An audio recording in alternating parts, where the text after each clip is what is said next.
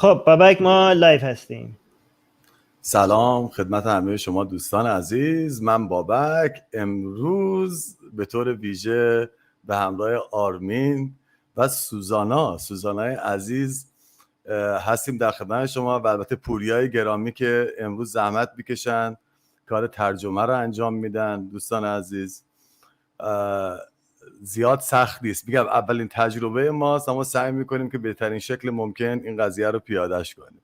دوستانی که هر سوالی دارن حتما توی لایف چت جمهوری بیخدایان رو حتما منشن کنن که من بتونم سوالات رو جدا کنیم و بعد بتونیم از سوزانای عزیز بپرسیم. خب سوزانا نه قبل از که به سوزانا برسیم موضوع برنامه هم که میدونین چیه که سکس، مذهب، شرم فکر میکنم یه سوژه خیلی ویژه و خاصی هم باشه. فکر کنم خیلی حرف برای زدن داشته باشیم عملا. خب سوزانا حالت چطوره؟ خیلی خوشحالیم که امروز اینجا با ما هستی. Hi Susanna, how are you? We are very glad to have you here. I'm good. Thank you for having me. I was really excited about the invitation and I love everything you guys do with the Farsi channel. So it's cool that I get to join. خیلی خوشحالم که امروز اینجا هستم و تمام کارهایی که شما تو چنل فارسی میکنین رو دنبال میکنم و خیلی هم جالبه و ممنون که منو دعوت کردین. عرض کنم که نمیدونم سوزانا میخوای یه راست بریم سراغ برنامه مستقیم یا نه چیزی در ابتدا چیزی برای گفتن داری خودت؟ Do you want to go directly to the show or you want to say something beforehand? Well, I think we had some introduction questions. I don't know, Armin, do you want to ask or? No, I'm going to let Babak ask those Oh, are okay. Babak questions. Yeah. بفرمایید پوریا. یه سری سوال‌های معرفی هستش که بابک میپرسه و ما شروع می‌کنیم. خب حالا من چند تا از سوالا رو آرمین چند تا سوال من میپرسم چند تا سوالم شما بپرس. خب سوال اول من مثلا از سوزانا بپرسم، یه خورده کوچیک در مورد خودت بگو. The first question is telling a little bit about yourself. Yeah. So for those who are not aware, I am the president and CEO of Atheist Republic. So although I can't appear on this channel and talk to you guys, I do a lot of work on the English channel, and I'm the one who keeps everything running. برای کسایی که در جریان نیستن، سوزانا CEO و مدیر جمهوری بیخدایان هستن و درسته که خیلی در بخش فارسی ما نمیبینیشون ولی تمام کارا رو در پشت دارن انجام میدن.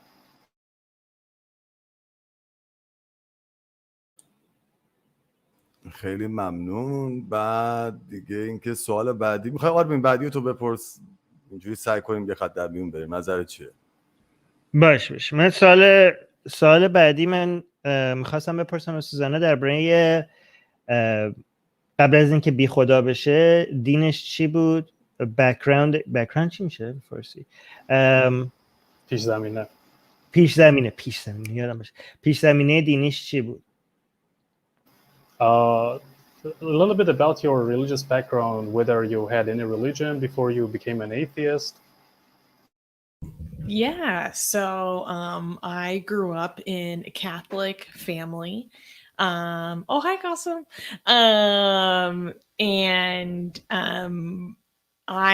It's very interesting. My family, a lot of them converted to Catholicism later in life. So they were a lot more passionate about their belief than like the other families I grew up in. And I went to Catholic schools like basically the entirety of my education. So just very Catholic. در یه خانواده کاتولیک در واقع بزرگ شدم و خانوادهش همه کاتولیک شدن و خیلی هم راجع به کاتولیک و کاتولیزم پشنت هستن، در واقع خیلی مذهبی هستن و خیلی در واقع دو آتیشه و داغ هستن و در مدرسه کاتولیک هم رفته و تمام دوران تحصیلش با آموزه‌های کاتولیک بزرگ شده. واو. خب من یه سوال من میپرسم، حالا با تمام این پیش زمینه که داشتی چطور شد که آتئیست شدی؟ With all the backgrounds you had, how did you become an atheist? This is a little bit of a long story. When I was 12 years old, my parents wanted me to switch schools. And so it would be from the school I had gone to my entire life to an all-girls Catholic school. And I really didn't want to do this, and they were basically like forcing this decision on me. And although I nowadays think that that was actually a good decision that they made, at the time it made me question them because it was something that I didn't want for myself. And so me questioning this decision from them made me question other things that they had decided or other things that they believed. And so I started questioning God because that was such a central thing in my environment. And then I have more, but I'll let you translate that part first. وقتی که 12 سالم بود، خانواده‌ام مدرسه منو عوض کردن و به مدرسه فرستادن که همه اونجا دختر بودن و اون موقع بود که برای من سوال شد چرا این تصمیم خانواده برای من گرفت و از اون به بعد این سوال برای من پیش اومد که بقیه تصمیمایی که خانواده برای من گرفتن به چه دلیل بوده و شروع کردم به اینکه راجع به ماهیت خدا سوال بپرسم و ادامه. You continue with the rest of it. Yeah. So when I was younger, like around that age of 12, and around 15, I left because of emotional reasons. I left religion because I was bisexual. I left religion because I attempted suicide, and that's a huge no-no in Catholicism. But I realized that I decided to stop following God, right? But I still treated myself as if there was a God who was judging me for it. And so I didn't treat myself very well. So you can go for it. وقتی که 15 سالم بود و به این علت که بایسکشوال بودم تصمیم گرفتم ماهیتی به اسم خدا رو قبول نداشته باشم و خودکشی هم در واقع تلاش برای خودکشی هم کردم که در کاتولیک بزرگترین مسئله است و اینکه با اینکه خدا رو کنار گذاشته بودم همیشه حس می‌کردم که هنوز هستش و داره به نوعی منو قضاوت میکنه. بایسکشوال میشه دو جنسگرا فکر کنم، نه؟ یا هم بایسکشوال میگن تو ایران؟ تو فارسی هم بایسکشوال میشه دیگه. اوکی. به هر دو جنس گرایش داشته باشیم. Okay. All right, Sus. So like I said that I still treated myself as if I was bad for doing these things because of the religious upbringing I had. And it was around October 2019 where especially my sex shame was so bad that I was having a little bit of a mental breakdown. And I started to go look for more resources around like logical fallacies and just learning more and more critical thinking stuff. And that's basically how I discovered the atheist community online. And it taught me a totally different way to look at it. So I started looking at the question of God from a logical and rational perspective instead of an emotional one. And that helped me feel so much better about myself because it was no longer that there was a God that I was not following, but actually there probably isn't a God at all. And so I started to be nicer to myself.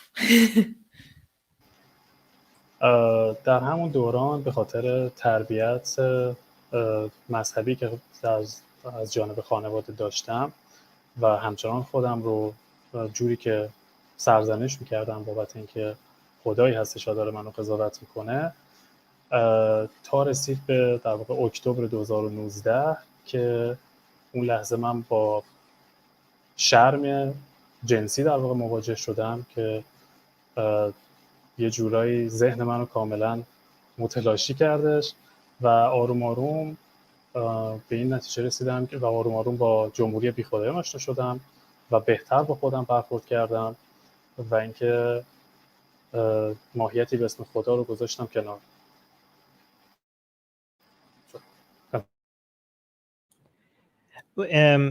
من این انگلیسی میپرسم و اینکه بعد تا ترجمه کنم. So حالا سوال بعدی نیست چون چیزی که گفت میخوام در رون یه ذره بیشتر صحبت کنم. So was it your sex shaming? Was it the shame that you were feeling from your sexual desires that motivated you to go investigate? Was that like a key factor? Yes. Okay. Can you translate that for you? Yeah. آیا به خاطر این شرم جنسی که داشتی تو به این راه رفتی و این تصمیم گرفتی که جواب سوزانا بله هستش؟ Can you elaborate a little bit on the if you're comfortable, okay? Can you elaborate a little bit on the nature of the shame? It's very dark. It's not nice.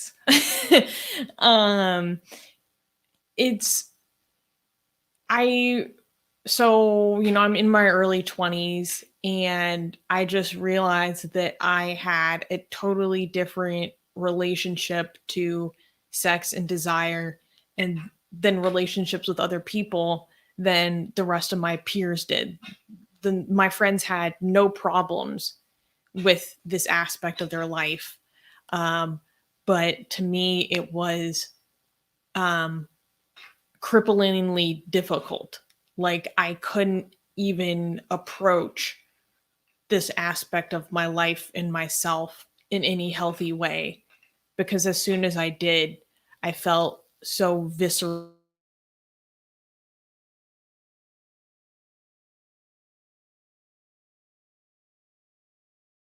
Wait, did I lose connection or did Susie lose connection? شما همتون هستین؟ نه ما هستیم. من سوزانا ندارم. سوزانا فکر کنم اجازه بدی تا سوزانا برگرده. پوریا سوال آرمین رو ترجمه کن اگه میشه برای دوستان. سوال آرمین راجع به شفاف سازی و یه سری روشنسازی ماهیت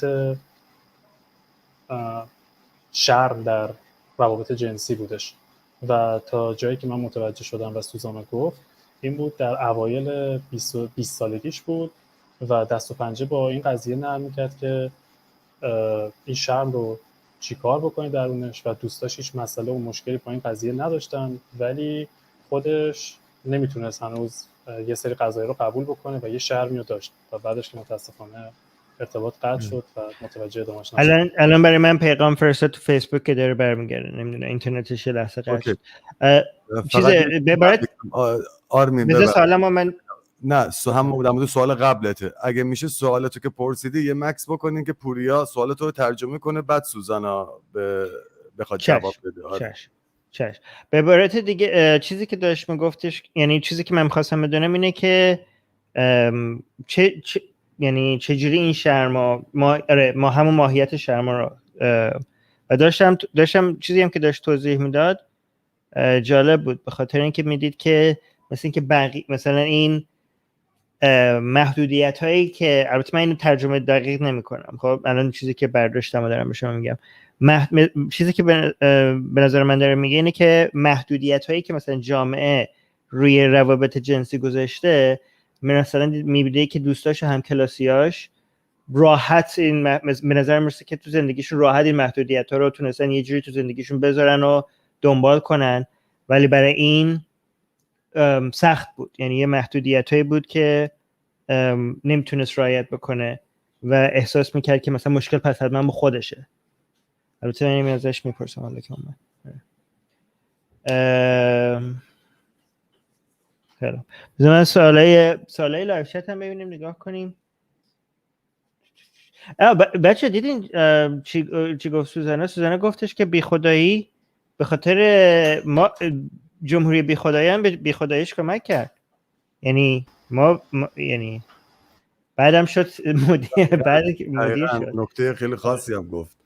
آره دقیقاً با جمهوری بی خدایان به بی خدایی رسید یه جورایی. این خودش خود یه جورایی آره بلند است. یعنی تاثیرگذار بود. زمان زیادی هم حالا نبود، بچه‌ها 3 سال پرسیدن پیش که تو بوده. چجوری با سوزانا آشنا شدی؟ حالا قبل از آها اینکه سوزانا چیز شد، یه مدت برنامه ها رو خیلی دنبال میکرد، برنامه انگلیسیمونو، و یه فن دو آتیشه دو آتیشه میگن درسته ما شده بود. بعد انقدر بعدم یه دفعه ما دعوتش کردیم به عنوان یک مهمون که تو قسمت انگلیسی بیاد تجربهشو بگه. یه مدت هم چیز شده بود، از چپی افراطی شده بود، یعنی از اونم جدا شد بعدن، و اومده بود تجربهشو از اینکه یعنی به عبارت دیگه سوزانا 2 تا دین داشت که جفت ول کرد، یکی که مسیحی بود اونو از اون جدا شد، بعدم یه مدتی چپی افراطی بود، بعد از اونم جدا شد. و تو برنامه‌ای که ما آوردیمش به عنوان مهمون داشتیم درباره اینکه چرا تجربهش از اینکه چپی افراطی بود و داشت بر ما میگفت. بعد از اون برنامه خیلی باهاش آشنا شدیم و اینا دیگه. بعد از این مدتی داوطلبانه اومد، بعدم دیگه دیدیم که انقدر فعالیتش خوبه و تجربه مدیریت و اینا داره، دیگه همینجوری آروم آروم شد مدیر کامل بخش جمهوری به خدای. الان برای من تو فیسبوک پیغام زده میگه من واقعا متاسفم داره وای فایش ریبوت میکنه، مثل اینکه برق 1 ثانیه رفت. آمریکاست، اونجا هم برق دارن. تو آمریکا هم برق میره 1 ثانیه برقش رفته، الان وای فایش داره ریبوت میکنه که بیاد برا. من پیشرفته ترین کشور دنیا برق میره، اصلا قابل توجیه نیست برای من. کشوری که برقش بره یعنی کشوریه که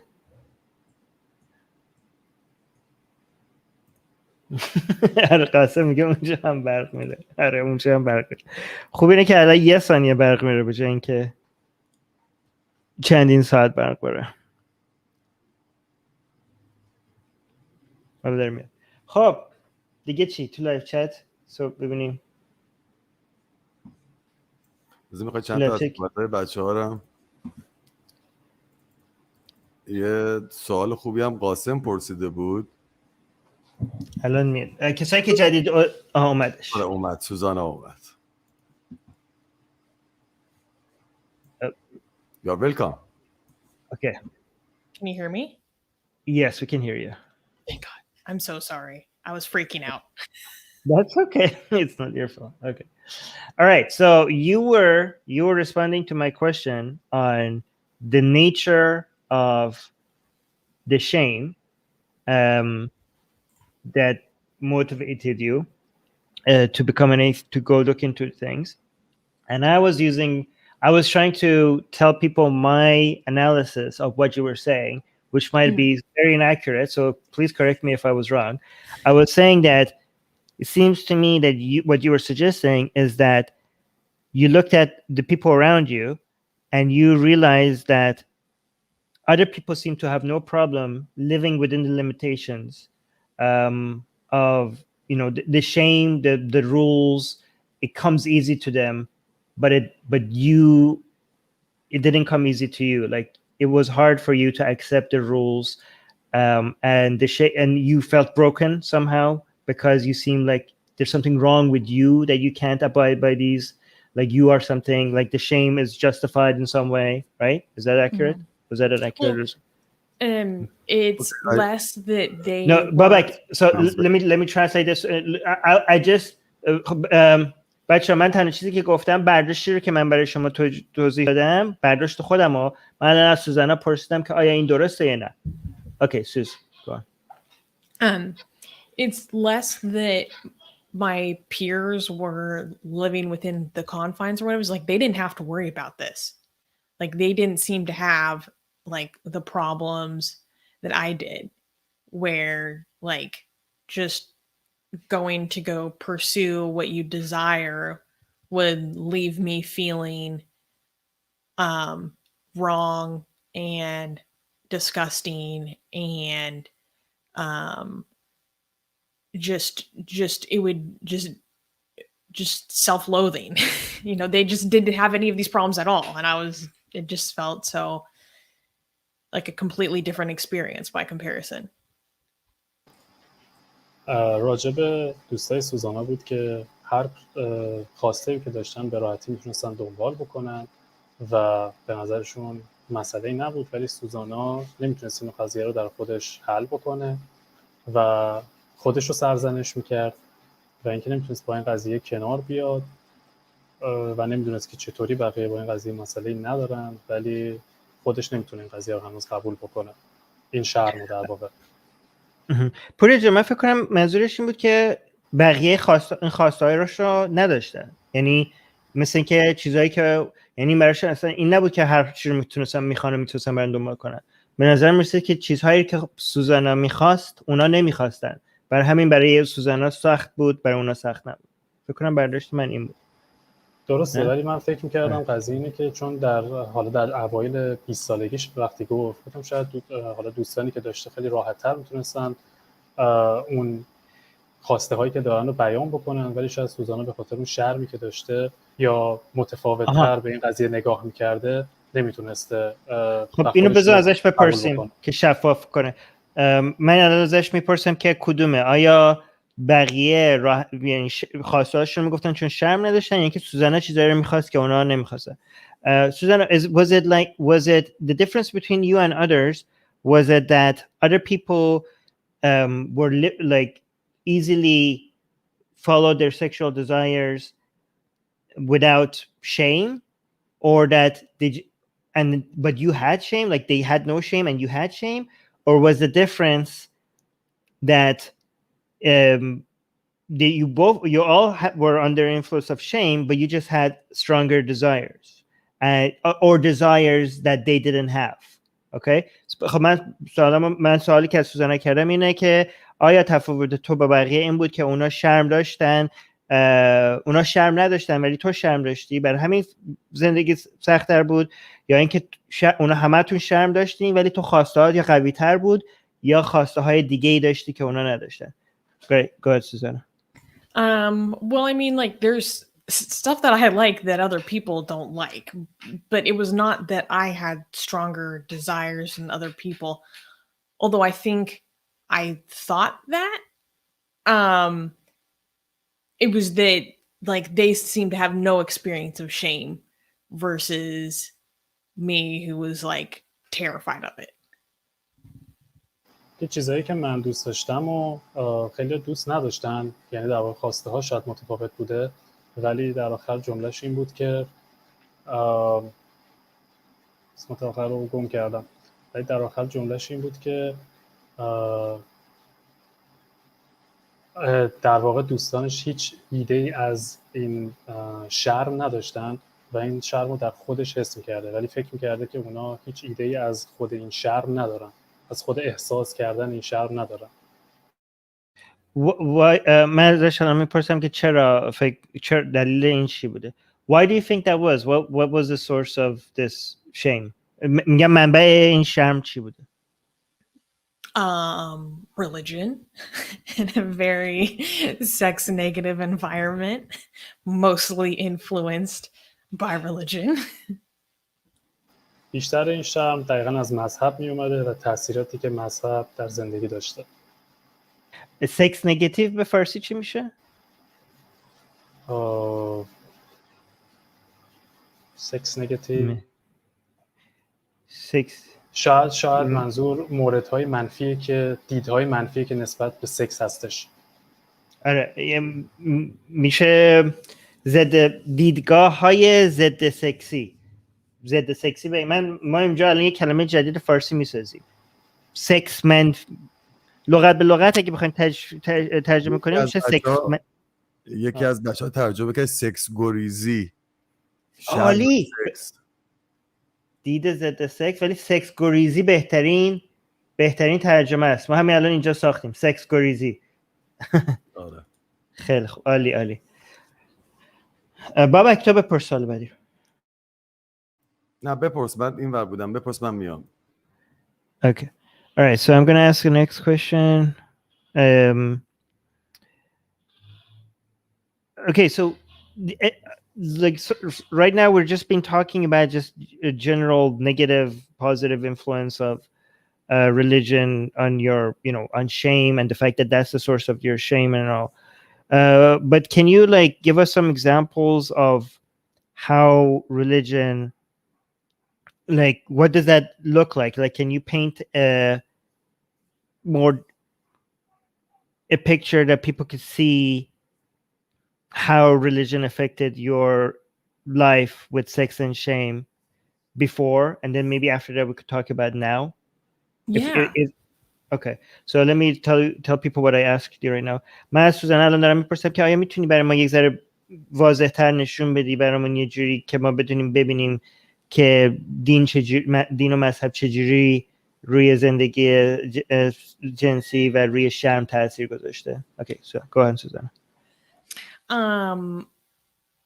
So I think, well, I was looking behind me because I have a journal that I wrote when I was 22 that I wish I had close to me so I could use it as reference, because if you look at the way I was writing about things and writing about myself, I don't know, the Catholic shame just jumps off the page.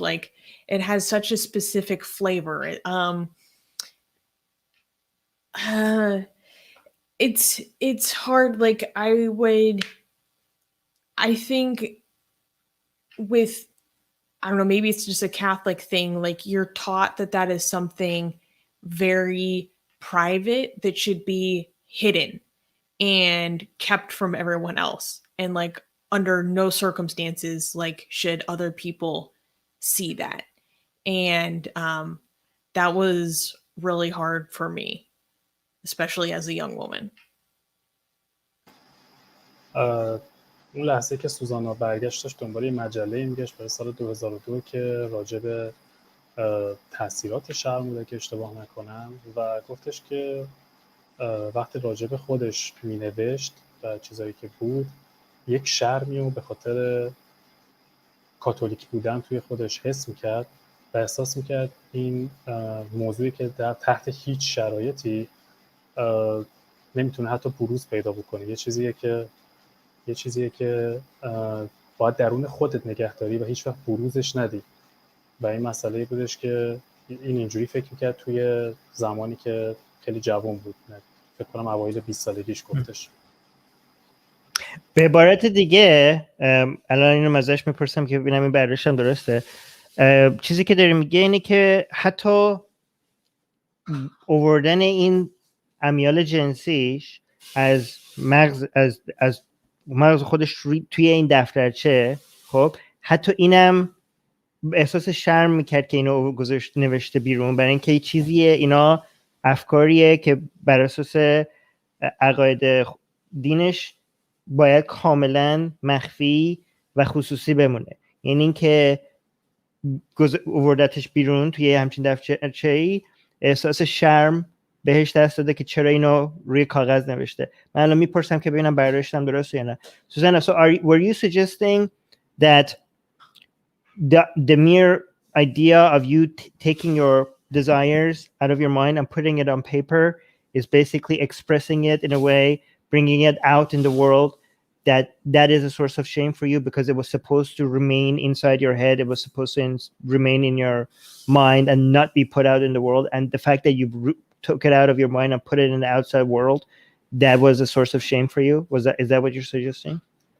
Okay. Yeah, so even though I just found it where I literally titled this journal Confessionals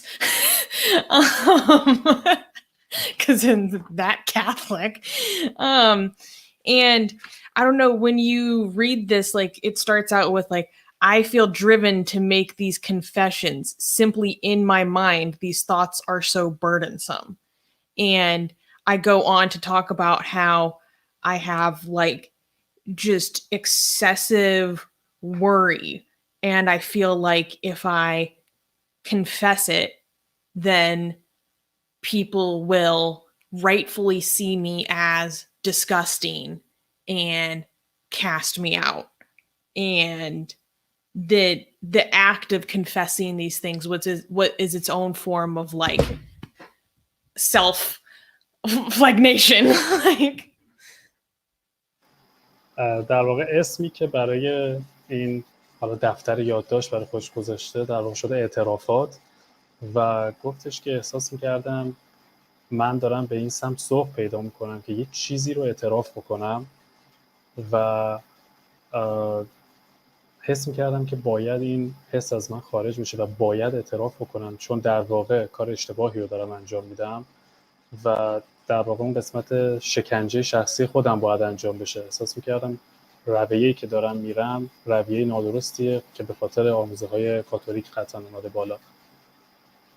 من یه ذره به این اضافه کنم، چیزی که سوزانا دربارش خندید اسم این دفترچه‌اش هست که گذاشته کانفنشنالز، به خاطر اینکه ترجمه‌ش هم که پوریا گفت میشه پوریا. دلیل این که این خنده داره برای سوزانا اینه که اعترافات توی دین کاتولیک یه چیز خیلی اساسی هست. خب یعنی دین کاتولیک خیلی درباره اینه که بیاری گناهاتو اعتراف بکنی. خب مثلا کلمه اعترافات اصلا مرکز دین، یه چیزای اصلی دین کاتولیک هست. خب و این درباره، یعنی سوزانا وقتی هم که حتی درباره زندگی امیال شخصی خودش هم میخواد صحبت بکنه اسمش رو یه چیز انقدر کاتولیک گذاشته و چیزی هم که و چقدر میگفتش که اینا چیزایی که مثلا یک چیزایی که رو دوشش هم این امیالی که داره انقدر براش شرم‌آوره که مثلا یه چیز بردنسام، یه چیزی که مثلا رو دوش خودش به سنگینی نگه داشته.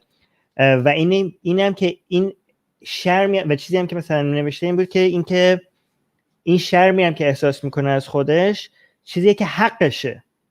یعنی داشت میگفتش که it was rightfully feeling this is، یعنی که یعنی این شرمی که احساس میکنه به خاطر اینکه یک موجود کثیفی هست. گفت میگه برای خودش یه موجود دیسکاستینگ میدونه، یعنی خودش ها انقدر کثیف میدونه به خاطر امیالی که میدونه داره که حقشه که انقدر احساس شرم میکنه. و دینی هم که اینجوری هم که خودشو زد، ببین دین کاتولیک هم یه ذره شباهت داره با شیعه، مثلا قدیمای دین کاتولیک خودزنی مثلا توی شیعه خودزنی برای حسینه، ولی تو دین کاتولیک خودزنی درباره گناهه. خب یعنی توی شیعه ما خودمون رو میزنیم به خاطر بلایی که سر حسین اومد، ولی توی کاتولیک خودمون رو میزنیم به خاطر اینکه چقدر ما کثیفیم، چقدر ما گناهکاریم و با این کار یادمون میاریم که ما حقمون اینه که یک موجود خیلی پستی هستیم. خب و سوزانا داشت شباهت این دفترچه‌اش رو نشون میداد به خودزنی، این نوشتن این دفترچه و زجری که میکشید از نوشتن این اعترافاتش رو داشت میگفت که شباهت داشت با خودزنی تو دین کاتولیک. Anyways, I didn't say anything that needs translation for you. I was just telling my interpretations of the things that you said and comparison to Shia Islam and stuff like that. I understood that. Oh, Suzanne, do they know that I'm a secret Shia? I'm going to tell her. Susanna is actually very passionate about learning about Shia Islam. She's been so upset. Okay, no, let me actually I'm speaking English. I forgot. من اینو قسمت رو فارسی میگفتم. سوزانا انقدر درباره دین شیعه کنجکاو هست که انقدر دنبالش داره میگرده که یاد بگیره درباره دین شیعه اسلام که خیلی ها بهش میگن که تو اصلا یه شیعه مخفی هستی. میره ویدیوهای مثلا شیعه ها رو نگاه میکنه، درباره حسین و اینا گرفته. خیلی مدته که دنبال دین شیعه است و داره ازش یاد میگیره که داستانا رو میدونه، چه میدونم درباره تقیه و این چیزا هم خیلی میدونه، داستان حسین نه همه اینا رو دنبال میکنه. یک کسی نه اتفاقا جالب خنده با هم بعضی موقع با هم درباره خنده‌دارترین چیزای شیعه با هم میخندیم. یعنی اینجوری نیست که مثلا دوست داره برای که فکر کنه درسته، دوست داره برای که جالبه که این چرا بعضی این عقاید داره. اوکی بابک بپرس. خب آرمی الان با تمام این تفاسیر دیگه سوزانا باید فارسی هم یاد بگیره، چون خیلی از این رفرنس هایی که در مورد شیعه هستش تو فارسی هست، به زبان فارسی هست. خیلی از این فیلم هایی که خودت میبینی ما بهش میخندیم به زبان فارسی هست، وقتی آخوندا روی منبر دارن صحبت میکنن در مورد شیعه یا در مورد، یا همین چند روزی که الان تو محرم سفر هستیم مداحان میان در مورد وقایع عاشورا و کربلا میگن. من فکر میکنم سوزانا باید فارسی یاد بگیره. تو میدونی چقدر شیعه ما توی کانادا و آمریکا نه پوریا براش ترجمه میکنه چی گفتیم؟ اوکی پوریا. Actually, as Bobak said, given all the things you said about being a hidden Shiite, you've got to learn Persian actually, because there are a lot of information about that in Persian, and right now we are in that month of the, you know, the New Year Arabic, but in Iran is everything is like the festival, the ceremony, and you got to learn Persian at some point. Yeah. It makes me laugh. I know more about Shiism than Armin at this point. Sure. That's what you tell me. یه سری چیزا هست درباره شیعه که سوزانا بیشتر از من الان میدونه، به خاطر اینکه میره دنبالشون، نمیدونم چرا. ولی بابک آخه یه سری من نمیدونم تو میدونی یا نه، ولی ما کلی انگلیسی زبان شیعه رو منبر داریم توی آمریکا، توی انگلیس، توی کانادا. یعنی به انقدر به اندازه کافی ویدیو انگلیسی درباره شیعه اسلام وجود داره. همینجوری هم کلی هم با هم رقابت میکنن. و این مثلا شیعه های شیرازی کلی توی که به انگلیسی خیلی هم برنامه دارن اونا. خب ولی اسپانیش هم هستش. میگم این جمهوری اسلامی و شیعه برای اینکه بخوان گسترش بدن این مسئله رو خیلی هزینه کردن و یا به خاطر که جمهوری اسلامی میخواد گسترش بده و حتی شیعه هایی که دارن با جمهوری اسلامی رقابت میکنن، مثلا این شیعه های شیرازی علیه جمهوری اسلامی هم شیعه ما زیاد داریم توی این کشورها. یعنی هم خود جمهوری اسلامی هم علیه جمهوری اسلامی ماش. یه چیز کوچیکم من سریع بگم هست. اینا خب توی فیضیه قوم و اینا تو فیضیه مختلف تو ایران هست، خیلی از نقاط مختلف جهان اینا رو میارن بهشون شیعه گری آموزش بدن اولا. خب هست، اما باز هم باید فارسی یاد بگیره. اوکی باش تو خیلی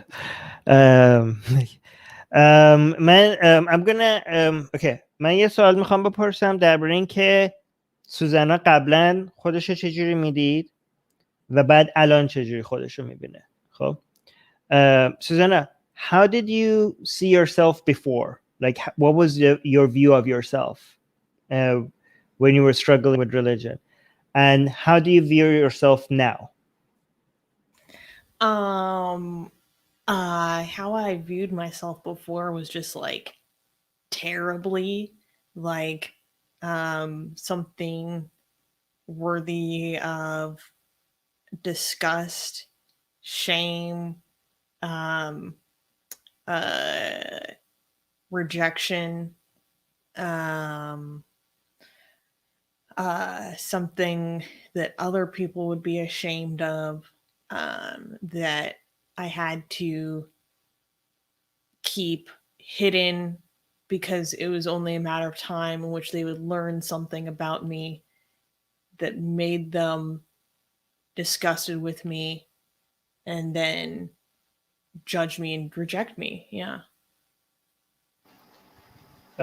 حس در واقع حسی که حالش از خودش به هم میخورده، حس طرد شدن داشته و این حسی که فکر میکرده فقط یکم زمان میبره تا بقیه مردم هم به همین حس برسن نسبت بهش و این حس تنش و در واقع این حس فزاینده رو نسبت بهش داشته باشن و در واقع حسی که نسبت به خودش داشته بعداً اطرافیان هم بهش داشته باشن.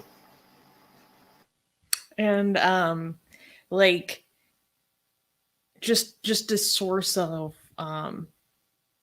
judgment and just embarrassment as well. Like I had to hide myself because I was so embarrassed and other people would be embarrassed of me.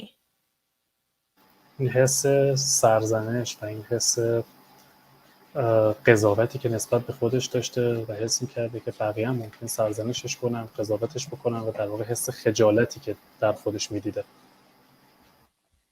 و این حس I'm going to add something to that translation و این حسی که چقدر خجالت درسته؟ خجالت آمیز خواهد بود اگه بقیه واقعیت رو درباره سوزانا مثلا میدونستن. یعنی اگه بقیه میدونستن سوزانا واقعا چجوریه، چقدر مثلا این مایه خجالت میشه. سوزانا. How I view myself now is better, but I still have a lot of setbacks, right? Like I try not to be so hard on myself. But I can't be that good to myself every day, you know, like I still see myself that way sometimes, but luckily I have an amazing partner and a great therapist who support me every bit of the way to be like, no, you're great, okay? در حال حاضر حسی که نسبت به خودش داره بهتره، ولی بعضی مواقع و بعضی روزا میشه که یه عقبگردی داره و اینکه هنوز اون حسه درونش هست. بعضی روزا باز میاد و فکر میکنه که هنوز کامل در واقع با خودش کنار نیومده، ولی خب در حال حاضر هم پارتنر خوبی داره، هم تراپیست خوبی داره و میتونن بهش کمک کنن و میگن که نه، این حسی که تو داری درست نیست. I'm just okay. من یه سوال میکنم ببینم که آیا بی خدایی کمک کرده. البته معلومه جوابش چیه فکر کنم، ولی من میخوام اینو استفاده کنم برای تبلیغ بی خدایی. الان یه سوال کنم. Susanna, I told everybody that I know what the answer probably is going to be, but I'm just going to use this as an opportunity to promote atheism. So can you tell us if atheism helped? Yeah, totally.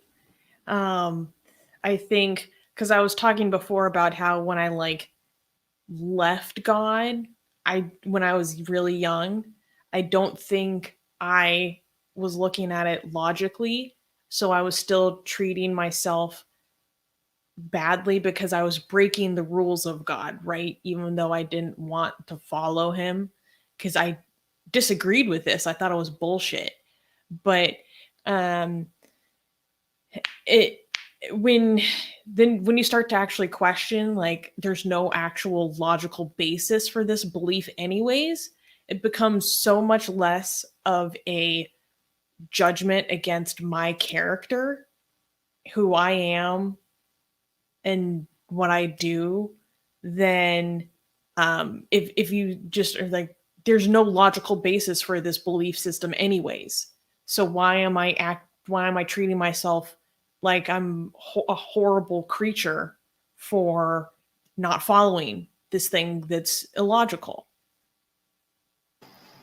همونطور که سوزانا قبلا گفته بود و آرمین جان هم اضافه کرده بودن، توی گروه در واقع چپ افراطی بوده و اون موقعی هم هیچ منطقی پشت این قضیه نمیداده، با اینکه دیگه به خدا اعتقادی نداشته، ولی هنوز حس میکرده که در واقع یک موجودی هست، یک ماهیتی هست که داره قضاوتش میکنه و داره کار اشتباهی انجام میده. ولی حرف اصلی اینه که هیچ منطقی پشت چنین ایدئولوژی و چنین باوری نیستش. پوری جو، من برداشتم یه ذره فرق داشت. الان ازش میپرسم که شفاف سازی کنه. Susanna, did you mean that at first you believed in God but you thought that his rules are bullshit and you were basically defying God, like you were like rebelling against God, but then later on then you stopped believing in God? Was that what you meant? Basically, yes.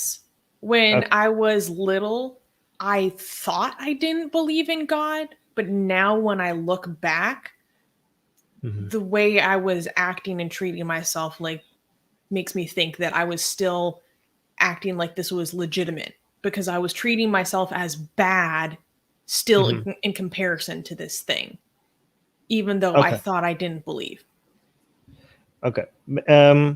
به عبارت دیگه سوزانا اوایلش اینجوری هنوز به خدا و دین و اینا اعتقاد داشت، ولی فکر میکرد که مثلا یه خدایی هست ولی قانوناش یعنی به عبارت دیگه داشت مبارزه میکرد. اینجوری که الان داره نگاه میکنه و برداشتش هست از جوونی یعنی بچگی خودش این بود که تینیجر خودش این بود که انگار این خدا هست ولی داره به این خدا میگه نه، یه همچین احساسی داره میکنه الان. یعنی به این انگار داره مبارزه میکرد با یه خدایی که قانوناش مثل که برای سوزانا نبود. یعنی قانوناش برای سوزانا قانوناش رو دوست نداشت، فکر میکرد قانوناش بی خوده، قانوناش اذیتش میکرد و این سوزانا داشت با این خدای انگار یه مبارزه میکرد. یعنی و برای همینم و به این دینه هم هنوز یک دینیه که هست و وجود داره و خداش هم وجود داره، ولی سوزانا داره به همش میگه نه، با اینکه این دین هست و وجود داره.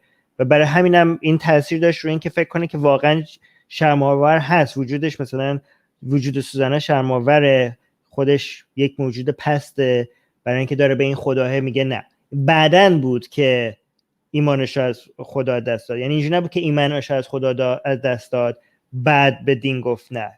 ایمانش هنوز به این خدا داشت ولی به این خدا گفت نه و بعدن فهمید که نه، اصلا این خدا بی‌معنیه، رفت منطقی تر بهش فکر کرد که این خدا وجود نداره.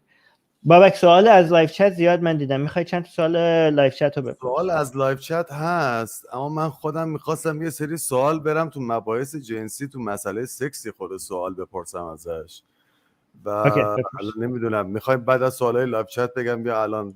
من الان فکر میکنم بگم بهتره. من میترسم سوالای لایو چت دست بدی. نه برام میاد، من دارم. آره یا یاسرم داره زحمت میکشه یه سه سوال رو انجام. اوکی. سوال من اینه که خب این برا قبل از اینکه ایتئیست بشه اخلاقهای جنسیشو داشته از فرهنگ و مذهب میگرفته عملا که چه باید بکند و چه نباید بکند. الان اخلاق جنسیشو از کجا میگیره؟ از چه منبعی داره میگیره؟ سوال عالی بابک.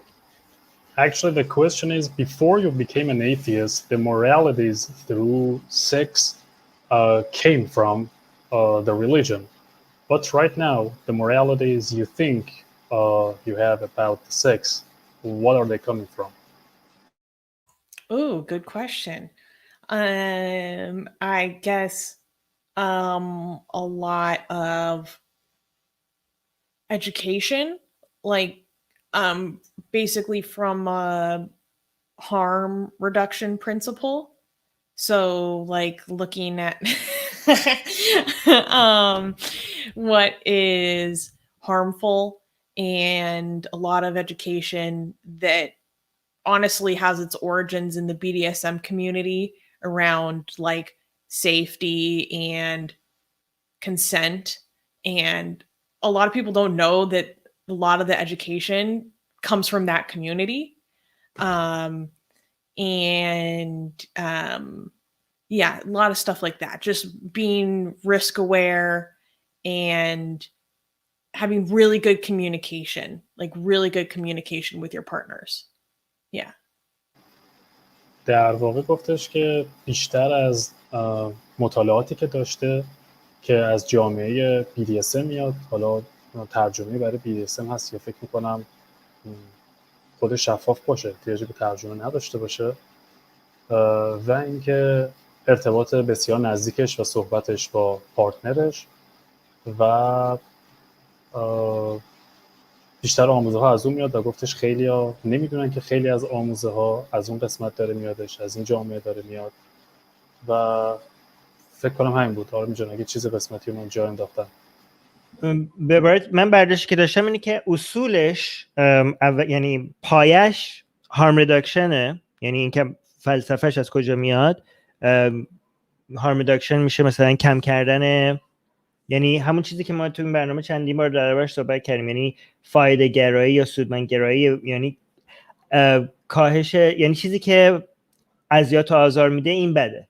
خب چیزی که تو وقتی که شما به کسی اذیت و آزار ندین کارتون اشتباه نیست. یعنی اصول منطقه این که چی خوبه و چی بده اینه که اذیت و آزار توش نباشه. خب و بعد از این پایه به یه نتیجه هایی میرسیم. یعنی این پایش مثل یه درخته که این پایشه، این شاخه هاش به جاهای مختلف میرسه و اینکه شاخه هاش به کجاها مثلا میرسه، البته این درخت من خودم دارم اضافه میکنم، نتیجه هاش به این از این کامیونیتی BDSM ها یاد گرفته، برای اینکه کامیونیتی BDSM یه کامیونیتی هست که خیلی وسواسه به اینکه یک سری قوانینی درست رعایت بشه که همه بتونن لذت ببرن بدون اینکه کسی مثلا اذیت و آزار ببینه. برای اینکه این کامیونیتی یه کامیونیتی بگم این گروه ها آدما کسایی هستن که خیلی وسواس هستن به این قوانین، از این آدما خیلی یاد گرفته که چه کارهایی خوبه و چه کارهایی درست نیست. یه سری مثال هایی هم که زد، گفت سیفتی، کانسنت، ریسک اور و کامیونیکیشن، یعنی چیزایی که مثلا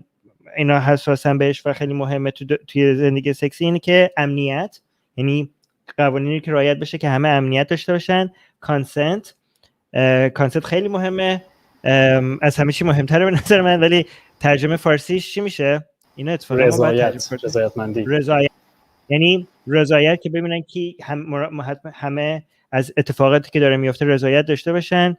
ریسک اور، یعنی همه آموزش دیده باشن که آگاهی داشته باشن به ریسکی که میکنن تو هر کاری سکسی که دارن انجام میدن. و کامیونیکیشن، یعنی که همه با هم کامیونیکیشن، ارتباط با هم، یعنی خیلی شفاف همه با هم ارتباط برقرار کنن که بتونن که هیچ چیزی مخفی نمونه، که همه بدونن که همه چی میخوان، کی چی نمیخواد.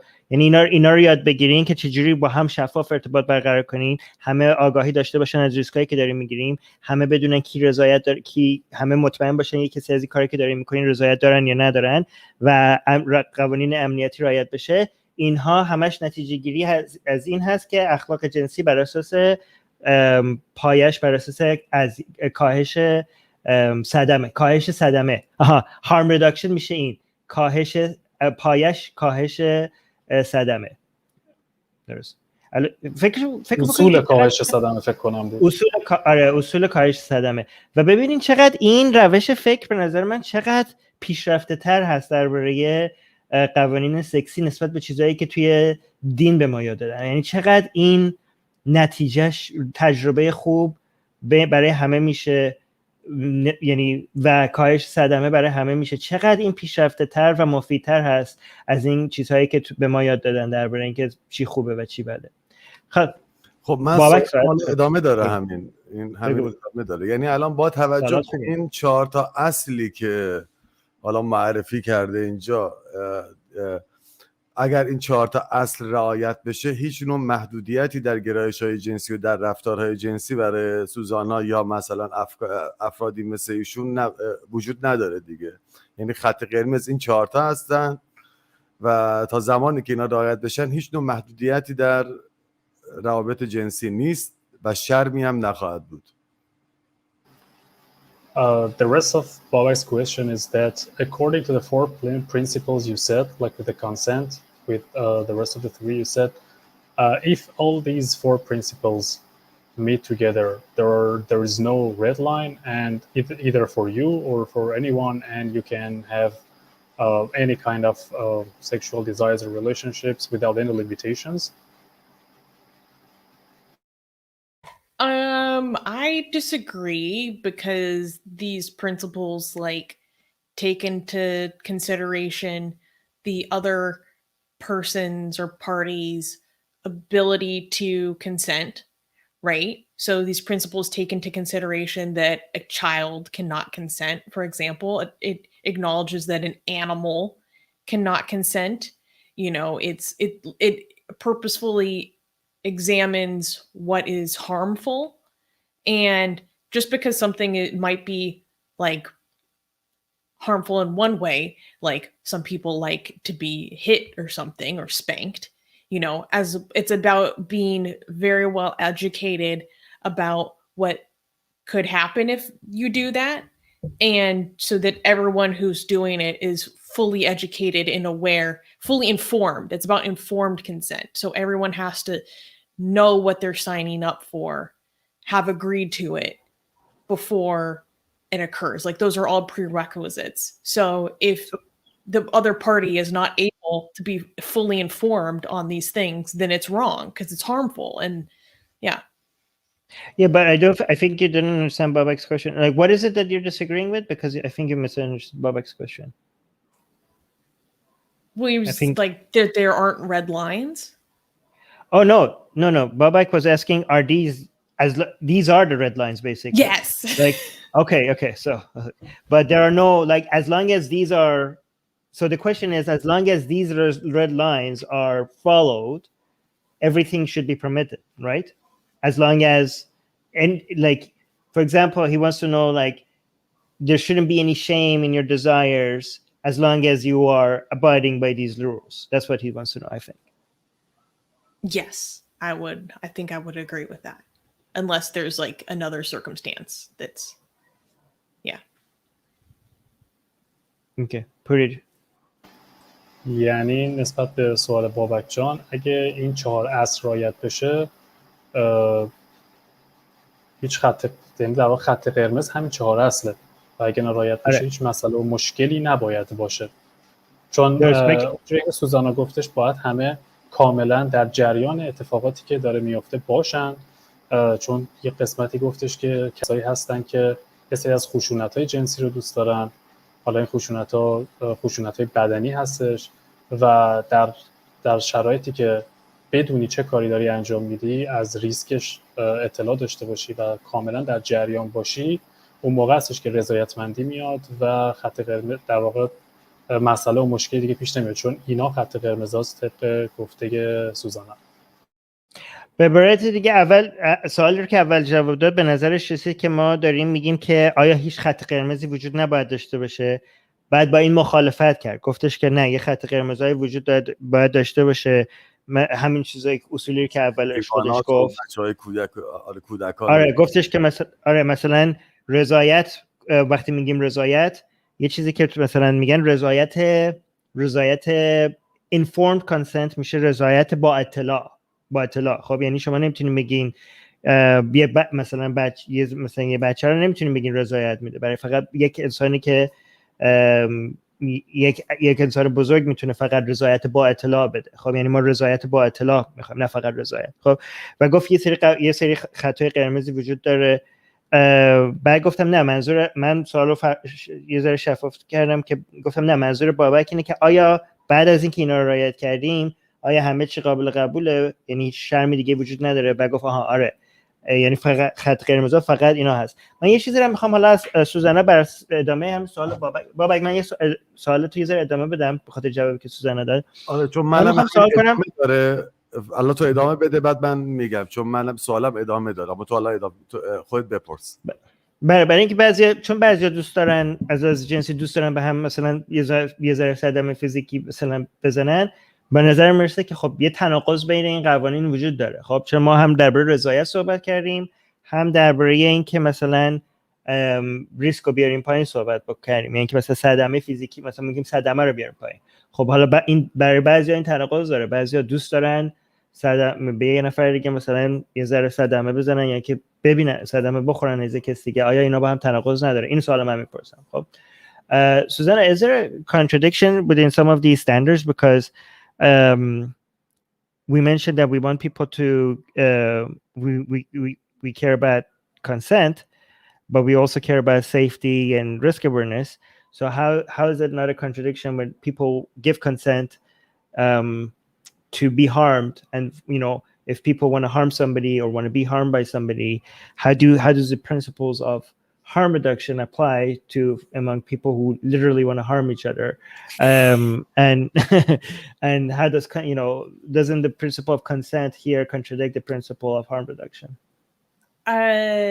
Not at all, because the condition of it continuing is everyone knowing exactly what could happen, good or bad, and still signing up for it to happen. Like, it should always be a conversation, a negotiation that happens beforehand, instead of something that there was no communication and it just happens. Like, that's not okay.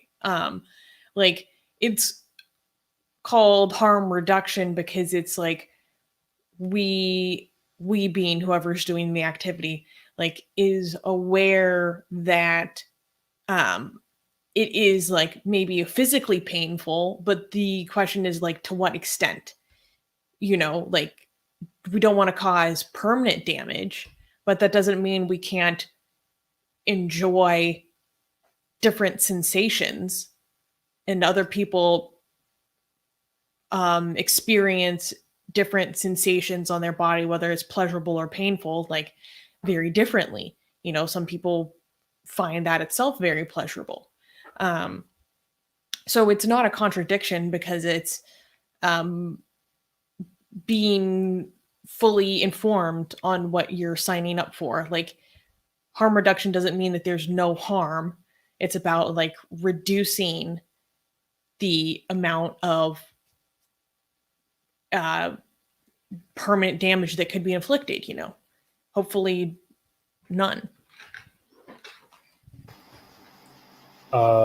به نظر سوزانا تناقضی اینجا وجود نداره به این علت که اگه همه بدونن چه کاری دارن انجام میشه، همه این اطلاع داشته باشن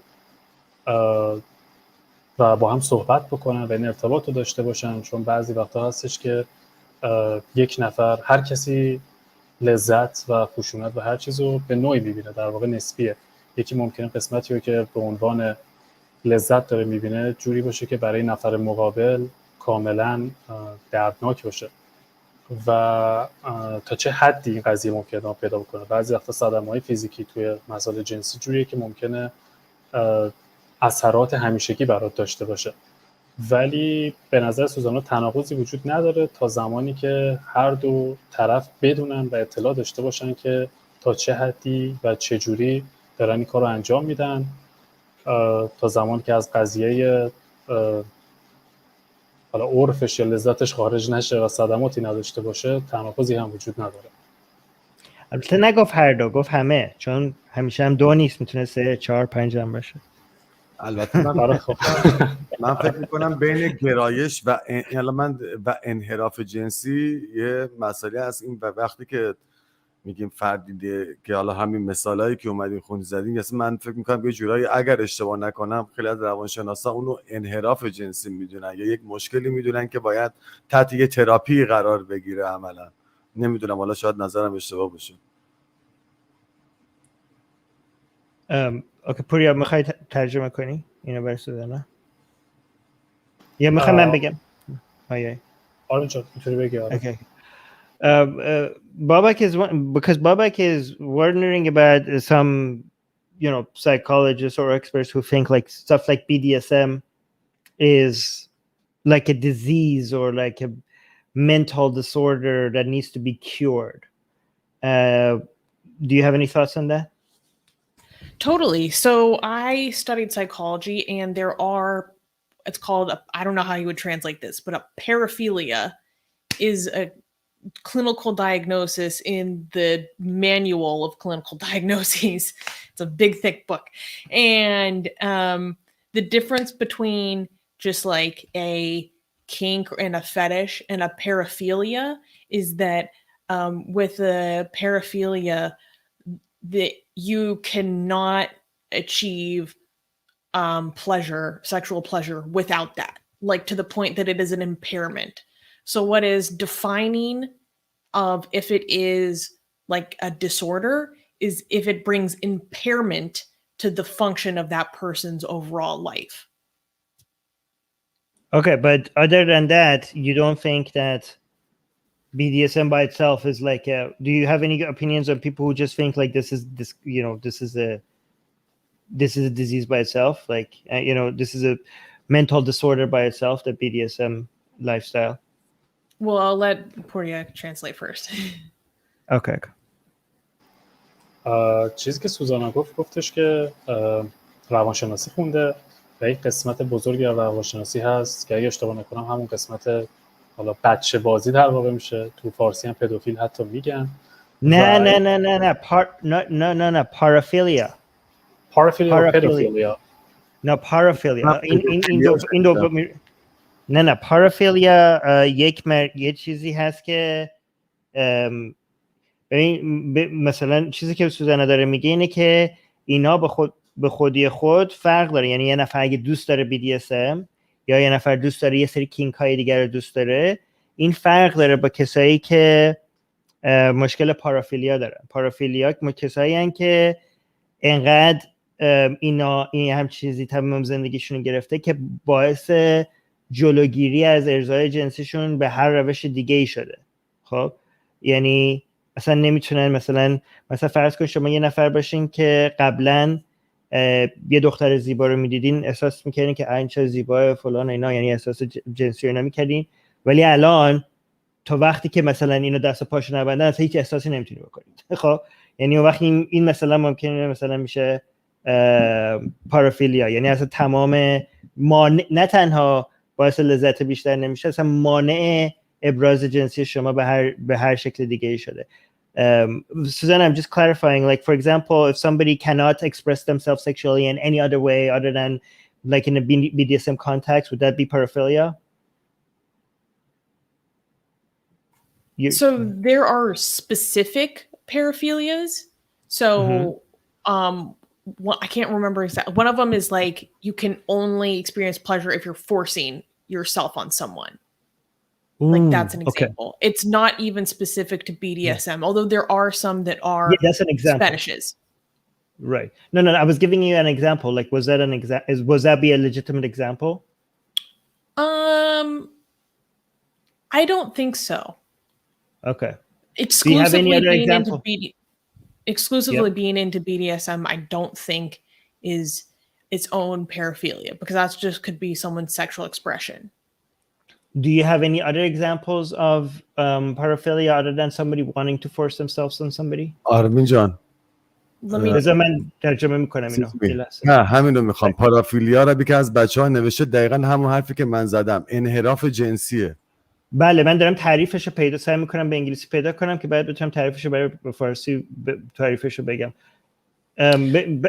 چیزی که من به فارسی گفتش که نه اون پارافیلیا نمیشه. یعنی یه نفر اگه فقط BDSM دوست داشته باشه چیزی دیگه دوست نداشته باشه این انحراف جنسی حساب نمیشه، این پارافیلیا حساب نمیشه. مثالی که سوزانا زد برای انحراف جنسی برای پارافیلیا مثلا کسیه که نگفت این فقط اینه، ولی یک مثالی که زد اینه که مثلا کسیه که تا وقتی خودش رو به زور به کسی، یعنی با کسی به زور رابطه جنسی نداشته باشه هیچ احساسی نمیتونه بکنه. یک مثال این بود، یعنی تا اصلا نمیخواد رضایت شخص مقابل میخواد اصلا نباشه، میخواد برعکسش باشه. مثلا این یه مثال انحراف جنسی بود. سوزانا؟ So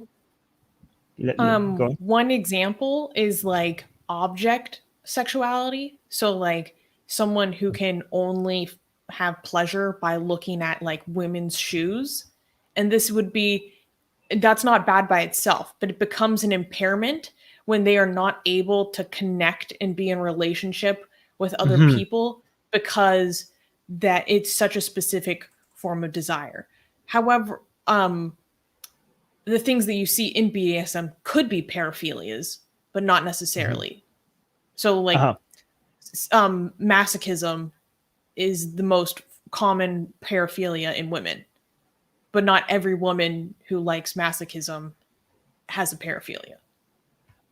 یه مثال دیگه که زد این بود که مثلا کسایی که میل جنسی دارن مثلا به کفشای زنانه، این به خودی خود انحراف جنسی حساب نمیشه. خب وقتی یعنی مشکلی نیست که مثلا یه نفر فقط مثلا به دیدن کفش زن مثلا میل جنسی داره. مشکل موقعی میشه انحراف جنسی میشه که اینو نتونه وصل بکنه مثلا به did you say like connected to actually having sexual desires to an actual woman? Like, is that what you meant?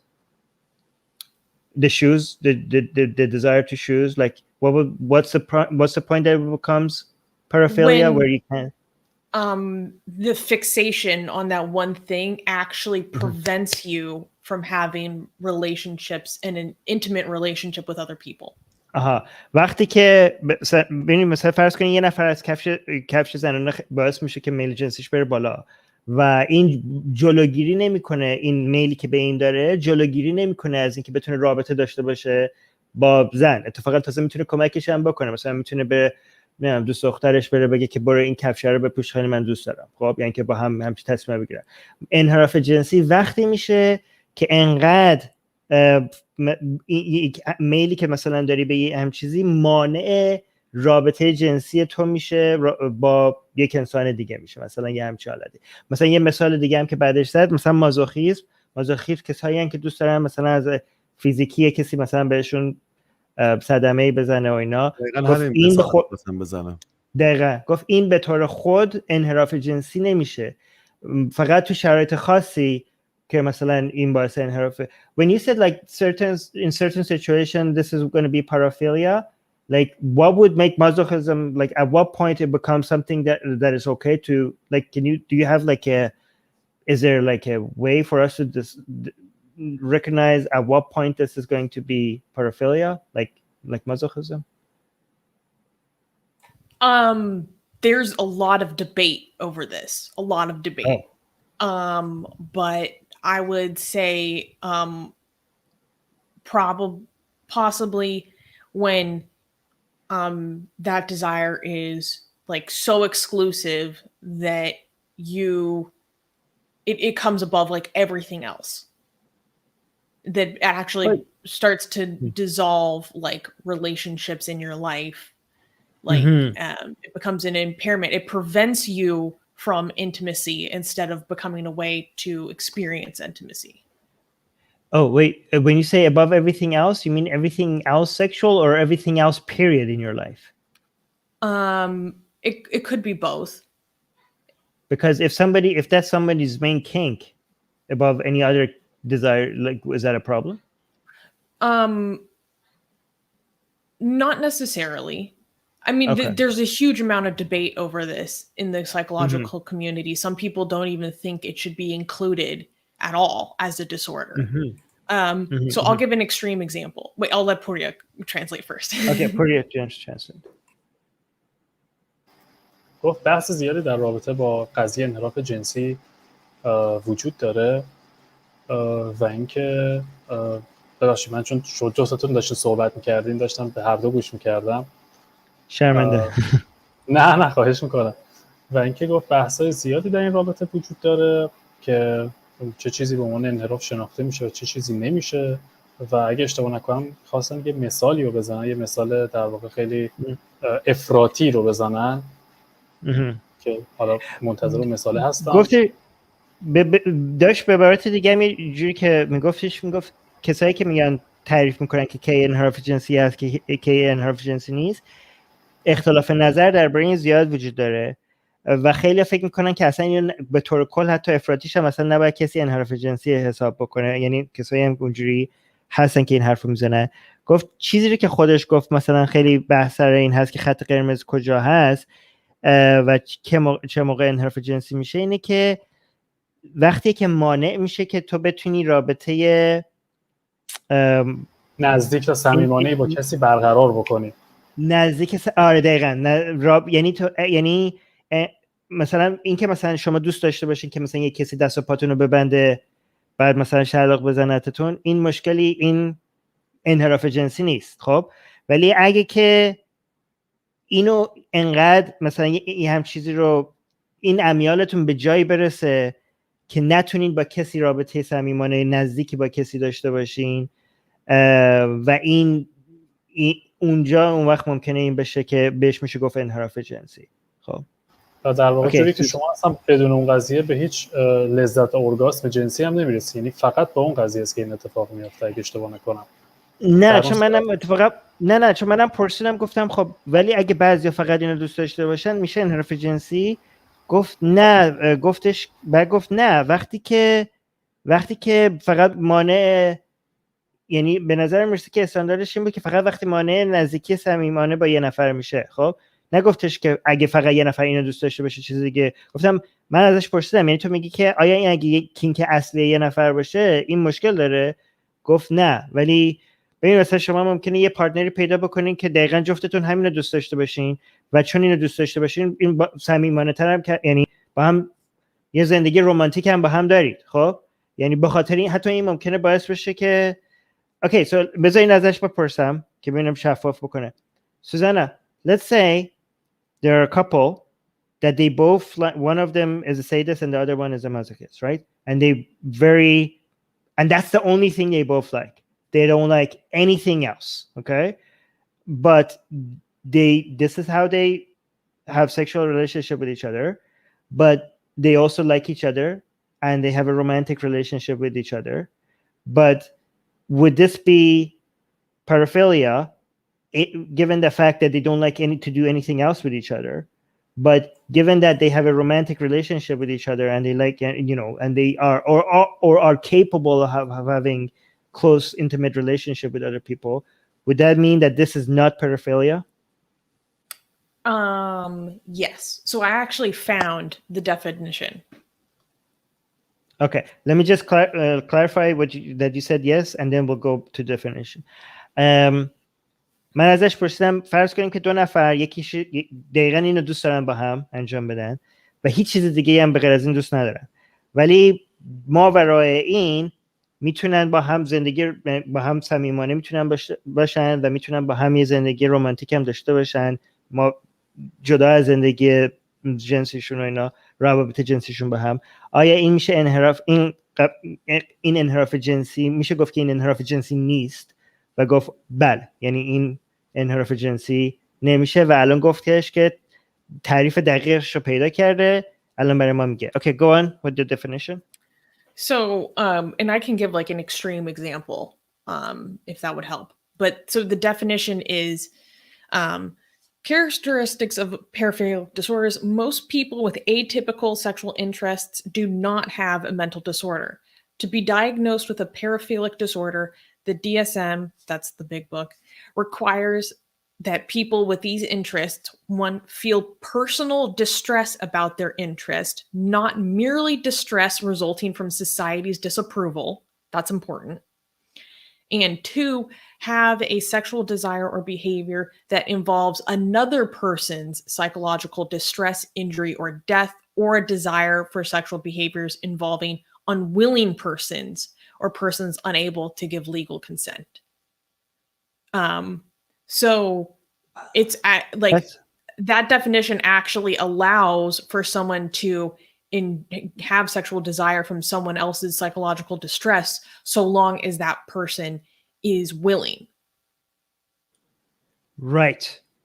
Okay. So can you repeat the second part one more time so I could make sure we have all the points? Well, another person's distress. So the first part was that they feel distressed. Mm-hmm. They're and unhappy. Not because of society. And not because of society. They're just not having fun. This sucks. My sex life sucks. Right? Like that, right? It's not like that they just aren't enjoying it. It's like they actually feel psychological stress over it. Mm-hmm. Stress. Okay. And this is the second one. Have a sexual desire or behavior that involves another person's psychological distress, injury, or death, or a desire for sexual behaviors involving unwilling persons or persons unable to give legal consent.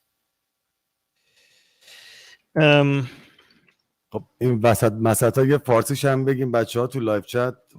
من داشتم سعی می‌کردم همه رو واضح جمع‌آوری کنم که دیگه همش نریم برگردیم که داشته باشیم تعریف دقیقش انحراف جنسی داشته باشیم. ممنونم. خب پوریا با هم کمک کنیم اینو ترجمه. تو می‌خوای برداشتتو بگو، منم برداشتم و میگم که چی میشه انحراف جنسی.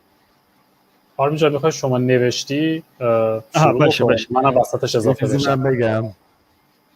بذار ما الان تعریفشو بگیم، بعد پوریا جان حواست باشه که ببین آیا من دارم درست میگم یا نه. خب گفت چیزهایی که بر اساس اساس روانشناسی، بابک یادت نره چیزی که می‌خواستی بگی، چیزی که حساب میشه انحراف جنسی بر اساس روانشناسا، بر اساس تعریف روانشناسا، اینی که یا کسی که خودش این عوامل داره باعث میشه که خودش دیسترس رو چجوری ترجمه کنیم؟ نارضایتی؟ نه یا نه بیشتر از نارضایتی، پریشانی درسته؟ پریشانی یه مقدار بالاتر از نارضایتی، ولی خب ناراحتی، از عذاب، اذیت، آزار، ببینم توی اضطراب. مرسی قاسم جان. اضطراب یا یعنی امیال جنسی خودت، یک شرط اولش اینه که امیال جنسیت باعث اضطراب شخصی خودت میشه و منبع این اضطرابات جامعه نیست.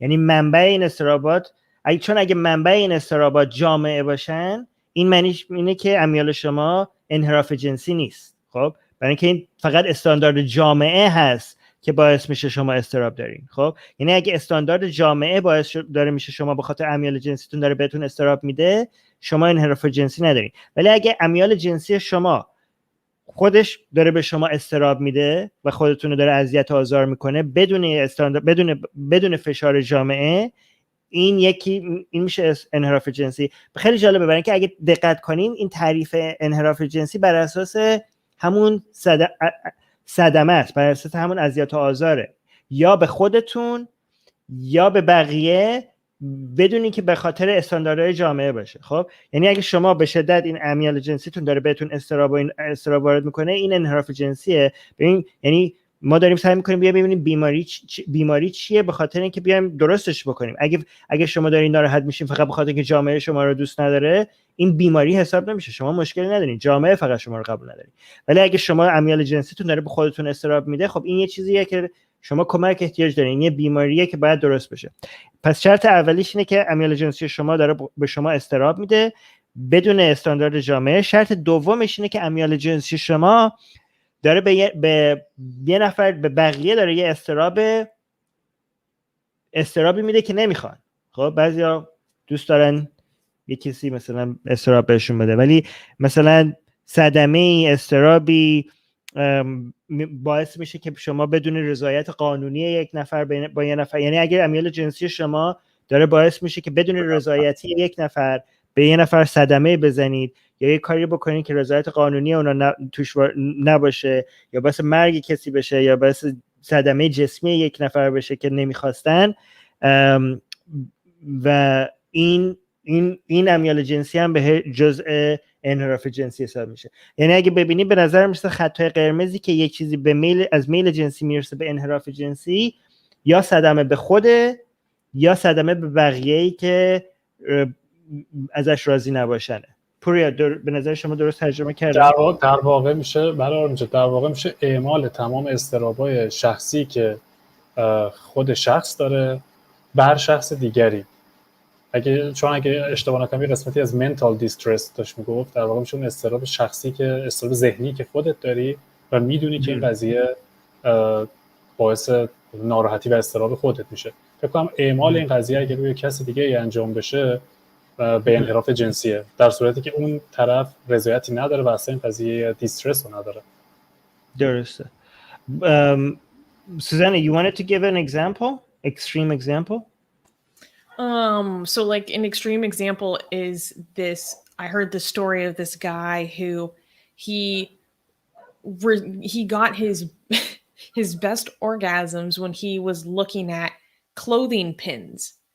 You know, the little pins that you know will like hook something to, and even just imagining it was like the most pleasurable experience to him, and it just over time became more and more pleasurable to the point where like he didn't even want to have sex with his wife because it wasn't as good as him looking at clothing pins, you know. So that's an example of how like this fixation can cause an impairment in your relationships with others and your ability to form intimate relationships that are fulfilling. And he was unhappy with it? Right. Like I think the dissolution of his marriage was made him unhappy. So do you think it would be a key part, the fact that he didn't like the fact that this is ruining his marriage is a key part, or would we consider this a mental problem even if you like, you know what, I like pins more than my wife and I'm okay with it? If he was okay with it, would this be a problem? I think yes, because that's something that like an expert would have to decide, really. Okay. Puriya Jan.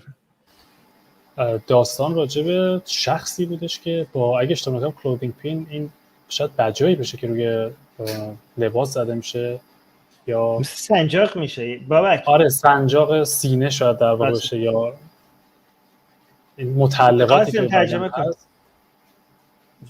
کلودینگ پین میشه پین من ترجمه فارسی شو میشه همون پین. ما یه دکمه هایی هست مثلا رو لباس میزنی، این چی میشه؟ آره، دکمه قابلمه‌ای میگفتن اگه اشتباه نکنم. آره. دکمه‌های کوچیکی که میزدن.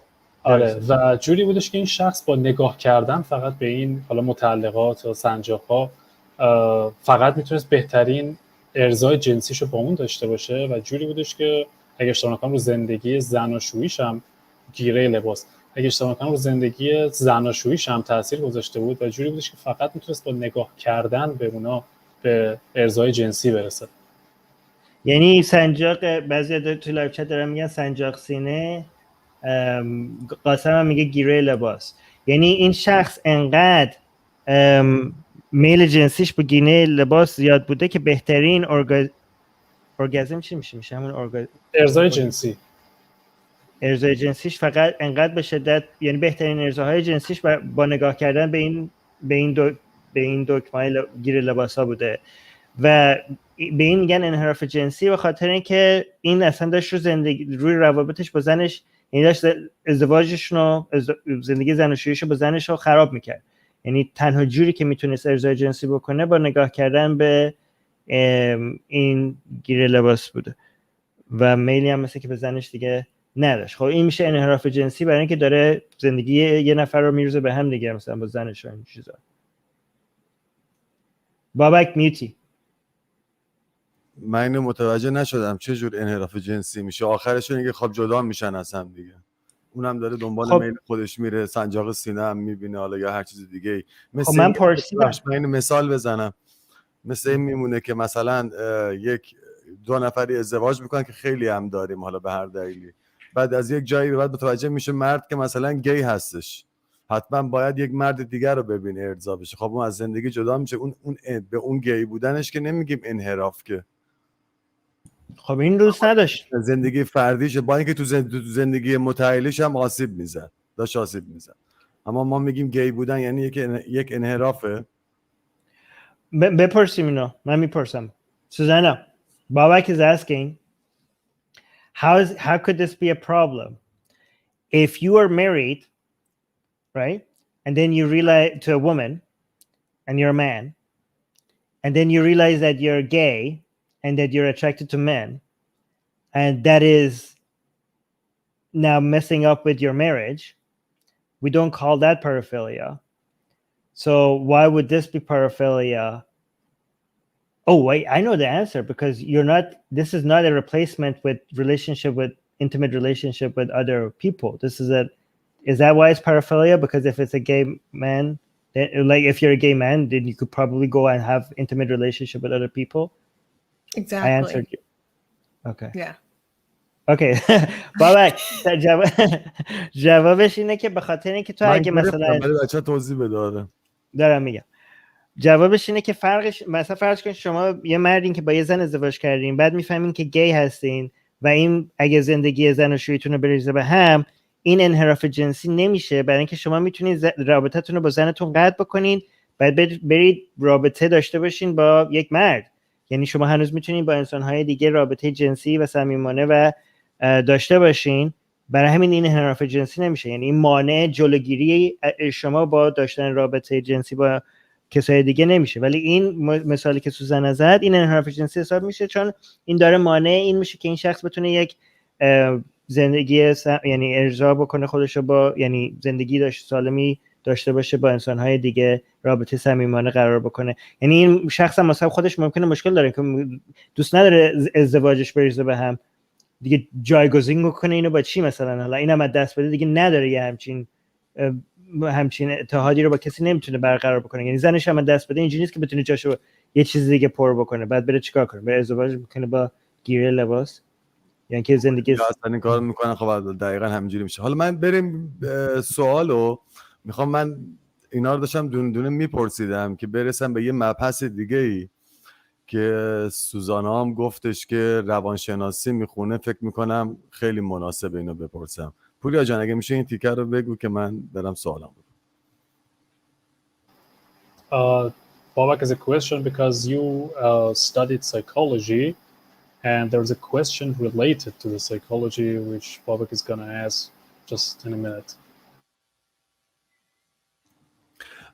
بچه ها اگه یادتون باشه ما چند وقت پیش یه مهمانی داشتیم، خانم دکتر میترا بابک، که ایشون هم روانشناس هستن، حالا دکترای روانشناسی دارن و من دقیقاً اومدم در مورد یه سری از رفتارهای جنسی و گرایش‌های جنسی از ایشون اومدم سوال پرسیدم. الان میخوام عین همین سوال رو یه جورایی از سوزانا بپرسم که ببینم فرهنگ و نحوه آموزش چه تأثیری توی آدم داره نسبت به جواب دادن به این سوال، به این پاسخ.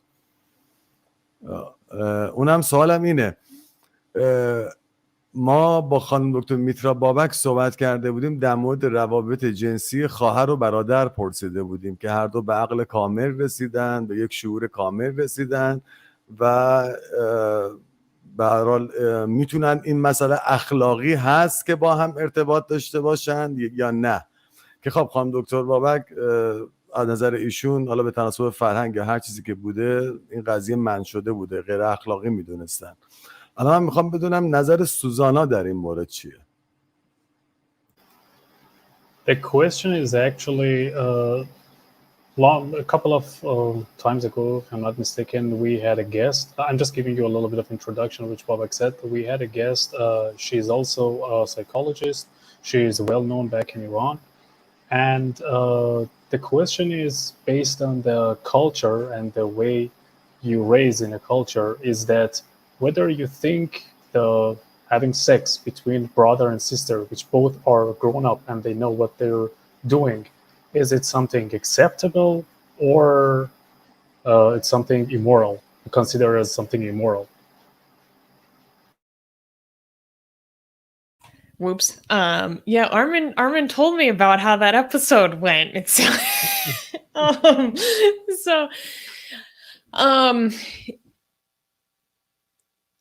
I think the question of morality is different.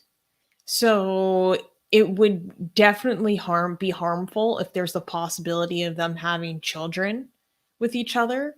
That is obviously very harmful because of the congenital disorders that can occur, and that causes a great burden on society, right? But like, let's put that to the side. I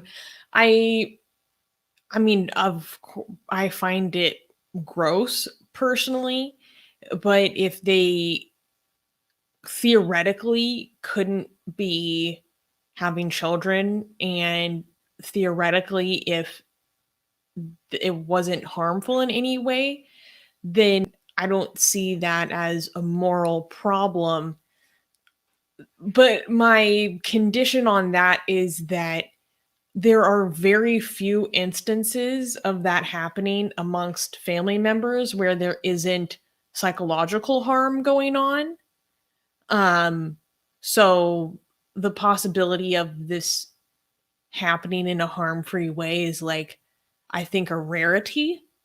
Yeah, because it's either psychologically harmful because of what led to that to even occur in the first place, or because of different family dynamics where maybe different members have more power than the other, or the fallout from that happening could be extremely harmful. So there's like 50 conditions on that.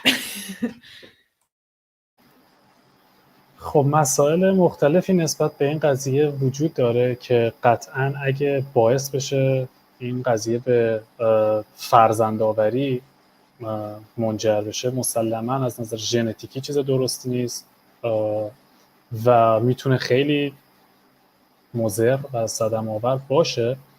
ولی صدمه که خود سوزانا فکر میکنه که این قضیه اصلا قضیه جالبی نیست و کلمه‌ای که استفاده کرد خیلی حال به هم زنه، در واقع که دو نفری خواهر برادر این ارتباط داشته باشن. ولی اینکه آیا این قضیه گفتش که برای به طور شخصی چیزیه که خودش نمیخواد، ولی گفتش که این دلیل نمیشه که بد باشه برای بقیه. درست. دقیقاً گفت شخصا چیزی که فکر می‌کرد اینه که قضیه قشنگی نیست، ولی اینکه آیا ما اینو غیر اخلاقی بدونیم در صورتی که هیچ ضرری نداشته باشه، یه قضیه گفت شاید حتی 50 تا مورد مختلف نسبت بهش باشه که اصلا سوال اول اینه که چه اتفاقی افتاده که این دو نفر به هم گرایش پیدا کردن و منجر شده که بخوام با هم رابطه‌ای رو داشته باشن و چه اتفاقی در خانواده افتاده، چه کسی بر چه کسی تأثیراتی داشته، حالا یا برتری داشته که این اتفاق منجر شده که این دو نفر بخوان با هم این رابطه جنسی رو داشته باشن. ولی اینکه آیا این قضیه غیر اخلاقی باشه یا نه، فکر می‌کنم یه مقداری شخصی آدم میتونه بهش نگاه بکنه. بذارید من برداشتم رو به شما میگم، بعد از سوزانا میپرسم که چون برداشت من یه چیز دیگه بود. گفتش که به نظر من چیزی که گفت این که اولا که خودش اینو دوست نداره، ولی این دلیل نمیشه که یه چیز چون خودش دوست نداره دلیل نمیشه که غیر اخلاقی باشه. گفتش که به نظرم الان ازش میپرسم که آیا این حرف من درسته نه. گفتش که به خودی خود این غیر اخلاقی نیست، ولی تو دنیایی که ما زندگی میکنیم شرایطی رو که باعث میشه یه کسی همچین کاری بکنه، اون اکثر موقع ها اون تو اتفاقی که میفته اونه که مشکل داره. خب گفتش که خب یه مثالی که زد این گفت اگه قرار بچه دار بشن، خب اون خودش ما میدونیم اکثرمون میدونیم که این چرا مشکل داره، ولی اگه بتونیم جلوی بچه داری رو بگیریم از لحاظ روانی، مثلا یه برادر خواهری که با هم رشد کردن تو چه شرایطی به دنیا آمدن که به این نتیجه رسیده، خب این میتونه نشانه از یه مشکل دیگه باشه. یکی هم در پاور داینامیک که صحبت میکنیم، مثلا مشکلاتی وجود داره، مثلا یه برادر مثلا میتونه رو خواهرش مثلا چه شستشوی مغزی بده یا چه قدرتی روی خواهر تو مثلا ممکنه داشته باشه که بتونی ازش سوء استفاده بکنی. یعنی این شرایطی نیست که مثلا دو نفر توی جامعه بتونن رو هم تاثیرای به زور روی هم تاثیر بذارن، همدیگه رو دیدن و از همدیگه خوششون اومده. این توی شرایطی مثلا ممکنه به وجود اومده باشه که یک نفر که خیلی آسون میشه ازش سوء استفاده کرد، یه نفر دیگه اومده ازش سوء استفاده کرده و ممکنه مثلا با یه همچین نتیجه برسیم. خب یعنی مثلا سه تا مشکل هست اینجا که ممکنه، یعنی به خودی خود غیر اخلاقی نیست، ولی تو شرایطی که ما تو جامعه داریم سه تا موضوع مختلف هست که اون جدا از این خودش رو غیر اخلاقی میکنه. یکی این که اولیش چیزی که همه میدونن که مثلا خواهر برادر اگه بچه داشتن، این برای خودشون و برای هزینه و برای اون بچه کلی هزینه خواهد داشت از ژنتیکی. و پاور داینامیک، یعنی که مثلا یک برادر بزرگتر یا یه خواهر بزرگتر چجوری میتونه یک تأثیری بذاره روی خواهر یا برادر کوچکتر و سوء استفاده بکنه. و اینکه شرایط خانوادگی که مثلا دو نفر با هم بزرگ شدن، مثلا چه شرایطی، چه خانواده‌ای بوده که همچین چیزی رو چیز کرده. خب من ازش الان میپرسم که آیا درست این سه تا چیزی که مشکل داره، و بعدم ازش میپرسم که من یه مثال براش میذارم که هیچ کدوم از اینا رو نداره، خب و ببینم تو اون شرایط آیا این بد هست یا نه. مثالی هم که میزنم میپرسم ازش بگی.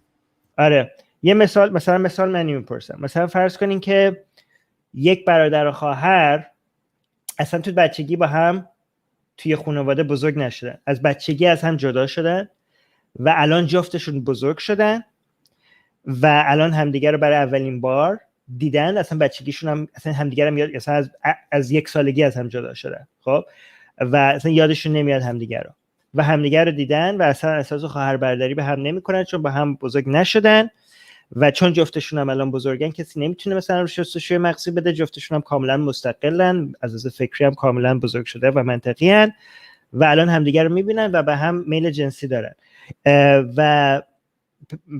و چون میل جنسی دارن، مرده هم میره خودشو چی میگن، اخته نه چی میگن وقتی که میره خودشو عقیم میکنه، چی؟ عقیم میره خودشو عقیم میکنه، یعنی احتمال بچگی وجود نداره. پاور داینامیک هم اینجا نیست، یعنی هیچ احتمال سوء استفاده هم وجود نداره. مشکلات خانوادگی هم نبوده، یعنی خانواده مثلا غیر ناسالمی هم نبوده که به این نتیجه رو برسونه، برای که این اصلا توی خانواده اصلا با هم رشد نکردن که بگیم که مثلا چه خانواده ناسالمی بوده که به این نتیجه رسیده، این اصلا جدا از هم رشد کردن. من بعد ازش میپرسم که ببینم آیا این مشکلی داره یا نداره. Okay, Susanna, just to be clear, what you were just say yes or no, unless you want to clarify even more. the things that makes these kind of relationships problematic is one, having children that could have genetical problems. Two, power dynamics that could be taken advantage of in a family situation. And three, the unhealthy conditions in a family that they were raised that this type of attraction could be an indication of, like like that. These are the main problems that you see with the brother and sister. Okay, so you just confirmed that's a yes. These are the problems. Yes, I would. Okay. Yes. اوکی سو خب الان به من گفت آره چیزی که من گفتم درباره مشکلاتی که وجود داشت گفتم حالا مثالم بهش میذارم. Okay, Susanna, let's come up. So I just told people that I'm going to give you an example of a situation where it doesn't have any of these problems, and then I'm going to see if you think there's a problem in this relationship or not. Okay, so Oh boy. imagine if a brother and sister were separated from each other since age one. Mm-hmm. And that they were not raised in the same family. Mm-hmm. And now they are both adults. Mm-hmm. And when they see each other, they don't even remember each other. They have no memory of each other. They don't even feel like brother and sisters. And they're now attracted to each other and they want to have a sexual relationship with each other. And just to make sure that they're not going to have children, the man is going to go and cut his, like, whatever. I don't know what it's called. Like, what is that called? Whatever like, it is. What is that called? Vasectomy? Castrated, if I'm not mistaken. Vasectomy. They go get a vasectomy. Yes. And now they're having a sexual relationship with each other because they're attracted to each other. They don't remember each other at all. They never grew up with each other. So this can't be an indication of an unhealthy family because they weren't grown in a family with each other. They didn't share a family with each other. Is there anything wrong with this sexual relationship? And they know that are they full brother and sister? They're full brother and sister, but they don't feel like brother and sister because they never grew with each other. They're just like two adults that just found each other. Theoretically, that's better. I think the psychological dynamic isn't exclusive to having a childhood together, or maybe a childhood dynamic or family unit that was dysfunctional that like led to this kind of situation. I don't think it's exclusive to that. I think there is also a psychological dynamic of like, how do I put it? Like, you just know this about your biological relationship to each other, and that didn't raise any red flags at all. Like that, maybe I'm making a judgment on this. But that's probably one of the least problematic ways to envision that situation. I agree. Actually, I do have a question because one part I didn't get from Susanna. Will they find out eventually that they're brother and sister or no? No, they already know. They already know. They know, yes. Before they start having sex, they already know that they are brother and sister, but they lost track and everything. They don't feel like brother and sister, but they know that they are biologically brother and sister. اون چیزی که سوزانا گفتیم که فکر میکنه این حالا کمترین مسئله و مورد و مشکل این قضیه باشه، ولی یه سری مسائل روانشناختی یا روانشناسی در واقع این هستش که عامل بازدارنده است که حالا یه خواهر و برادری بخوان با هم این کار رو انجام بدن. شاید بیشتر این قضیه روانشناسیش هستش تا اینکه مسئله و مشکل دیگه این وسط باشه. چیزی که من از صحبت سوزانا متوجه شدم بیشتر این قضیه است که ناخودآگاه آدم از نظر روانشناسی میدونه که این قضیه شاید نه، من این برداشت نداشتم از حرف سوزانا. من برداشتم این بود که حالا نمیدونم تو برداشت، شاید تو برداشت درست بگو. تمام. من اینجوری برداشت کردم که گفتش بیشتر شاید مسئله روانشناسی این قضیه است که آدم حالا ذاتاً شاید از موقعی که میادش میدونه این قضیه، چون بالاخره این دو خواهر و برادر اگر هم با هم ارتباطی قبلا نداشتن بالاخره این اطلاعاتو دارن که شاید ارتباطی برادر خواهر از نظر اجتماعی درست نیست. من بیشتر برداشتم اینجوری بود که از نظر روانشناسانه اوکی نیست این قضیه براشون. اوکی. نه. Okay, بذار ازش بپرسم. Susanna, are you saying that there is something biologically inherent within us that makes us not want to be with our brothers or sisters? That's Even if my we didn't- understanding. I mean, I'm not Okay. like an evolutionary psychologist, but I think there is some evidence to that effect because the childhood relationship is a big part of it. Right. Like people who grow up together who are step siblings or not even related at all, the fact that they grew up in a family constellation where it's like, this is my brother, like that is a very separate distinction. So even people who have no biological relationship, when they grew up with these constellations, like they feel disgust towards the idea of being with that person. Right? Wait, Because so how do they identify each other as brother or sister? like say they're adopted siblings. They have But does this not, this is very interesting, does this not suggest otherwise, that if you get adopted siblings and you feel like they're your brother and sister, that means that the fact that somebody is a biological brother or sister, that is not how evolutionary we are meant to not like our brothers and sister. Growing up with them makes us feel like brother and sister, not the fact that we are biological brothers and sisters. That doesn't make us feel like brothers and sister. Like if you are separated from birth from somebody and they are your biological brother, if you meet them 20 years from now, you're not going to feel like this is your brother. But if somebody they adopted brothers boy and you grew up with them, you're going to feel like they're the brother. So the way that evolution signals to you that somebody is your brother or sister is by growing up with them, not because you're biologically related. Partially. Well, I'll clarify, but first we should translate. Okay. Okay, let me try, because we went back and forth. من ترجمه کنم.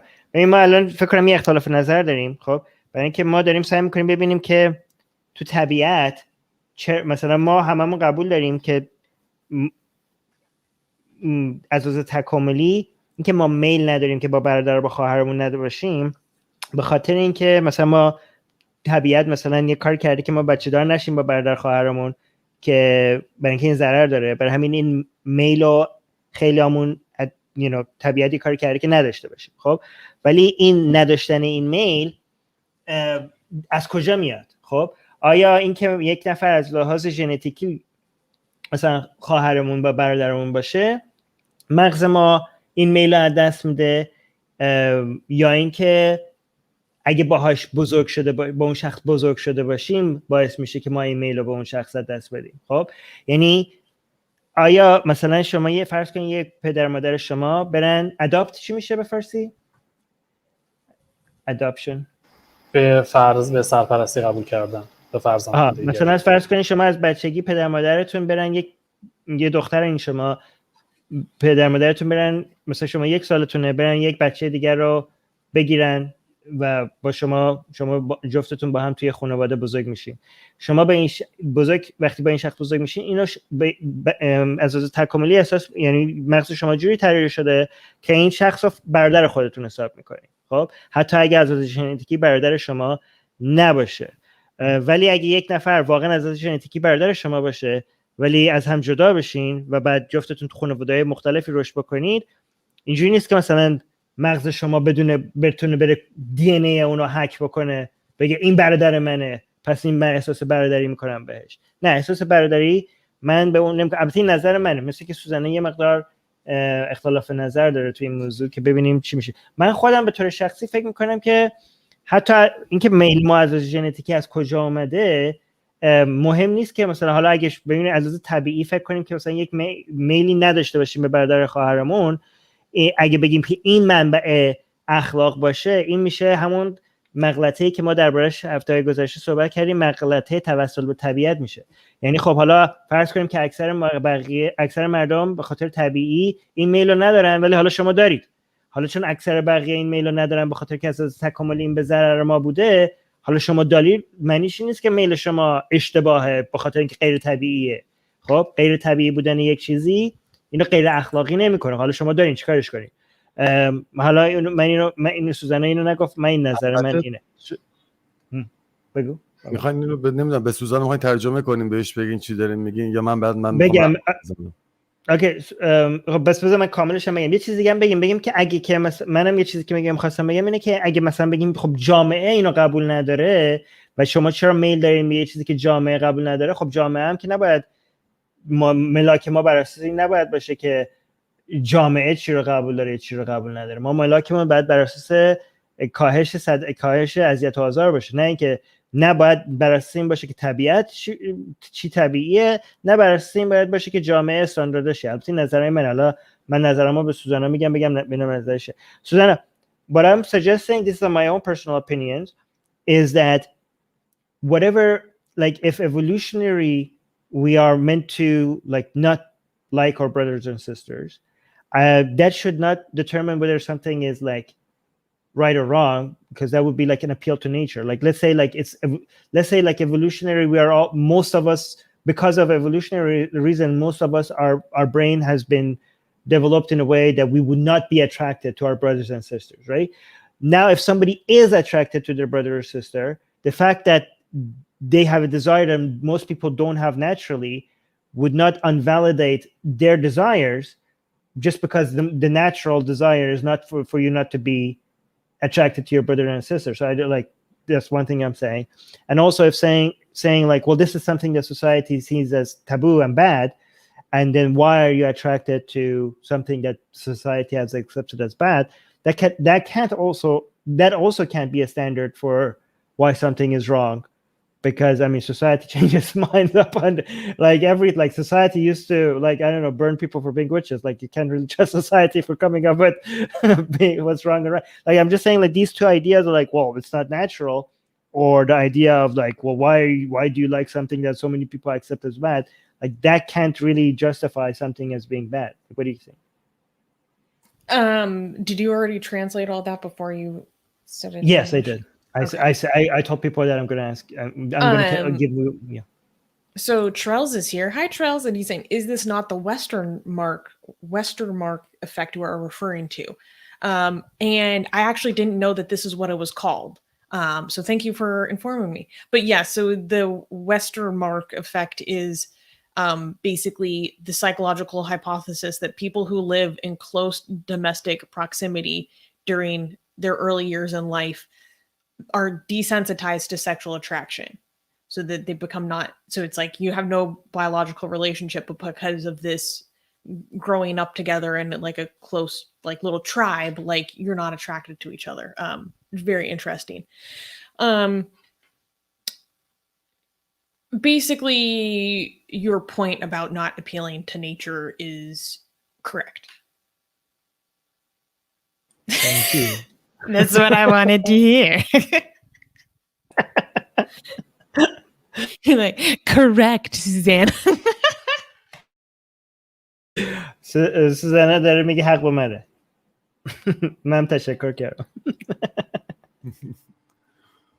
Okay, this was a success as long as like we're acknowledging that I'm correct. I think this was a success. خب سال بسیار عالی. حالا میگم من خودم اون سوال چیز خودم یادم رفت، اما فقط یه چیزی این وسط بگم، حرفای سوزانا مثل قرآن شده الان عملا. یعنی یه جمله میگه، دو نفر دقیقا میان برداشتهای خودشون رو برمیدارن و میگن تفسیر قرآن دارن میکنن عملا. Bobak is saying that you're becoming like the Quran because you say something and me and Puria have different interpretation of what you just said, and we're all just debating on what's the correct interpretation of what you just said. I love it. البته گاهی تو لایو چت هم همینو میگن. حالا فکر کنم یه نفر سوم چهارم میام پیدا بشه که زیر کامنت هم بخواد این برنامه رو برای ما دوباره به عنوان نفر. بابک اتفاقا این خیلی حرف جالبی زدی، برای اینکه سوزانا از الله بهتره. برای اینکه من و پوریا وقتی با هم اختلاف نظر داشتیم چه کار کردیم؟ رفتیم از سوزانا پرسیدیم کدوم برداشت درسته. یعنی سوزانا کاری برای ما میکنه که الله هیچ وقت نکرد. هیچ وقت ما دسترسی نداریم که بریم بگیم الله ببین شیعه ها دارن اینو میگن، سنی ها دارن اینو میگن، بقیه دارن اینو میگن. این کدوم؟ یعنی سوزانا برای ما قابل دسترسیش بیشتره تا الله، که ما هر کی اختلاف نظر داریم راحت میتونیم اینجا بپرسیم. سوزانا, I just told everybody that you're superior to Allah because if different people have because if when people have disagreements over their interpretation of Allah's words, he's not available for us to clarify, but you're here ready for us to clarify every time we don't agree. So you're here to clarify. I love it. خب من الان میخوام یه چیزی بگم، ببین اگر درست هست یا غلطه. من به هر حال برداشت از حالا خود من شخصه، برداشت شخصی منه اینه که خیلی از این مسائلی رو که ما تابو میبینیم، حتی با این که الان ایتئیست شدیم عملا نگاه میکنیم، وقتی که این خط قرمزا رو هم کنار قرار میدیم به نوعی، باز هم خواسته یا ناخواسته اون فرهنگ ما یا اون آموزش مذهبی که در ما بوده که ما خیلی سعی میکنیم انکارش کنیم، توی چی میگن نظر دادن در مورد اینجور مباحث تأثیر واقعا مستقیم میذاره. که مثلا من بیام بگم نه، من مثلا سکس خواهر و برادر برای من چندشاور است، اما از اون طرف سکس دختر خاله و پسر خاله مثلا از نظر من اوکی باشه، مشکلی نباشه.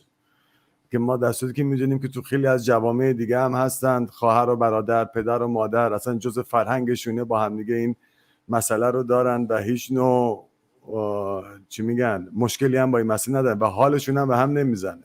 در صورتی که همینجا در داخل اروپا یا داخل آمریکا سکس فامیلای نزدیک یک همچین تصوری براشون ایجاد میکنه، حتی اگر فرد ایتئیست باشه. خب سوال چیه؟ نه سوالم این نبود، میگم من باید بگم که نتیجه میگیرم که این از فرهنگمون و از اون جامعه که ما رشد کردیم داره میاد، با این که ما میگیم ایتئیست هستیم و همه رو گذاشتیم کنار، اما عملا این کار رو نکردیم و هنوز داریم با اون موزه‌گیری نگاه میکنیم.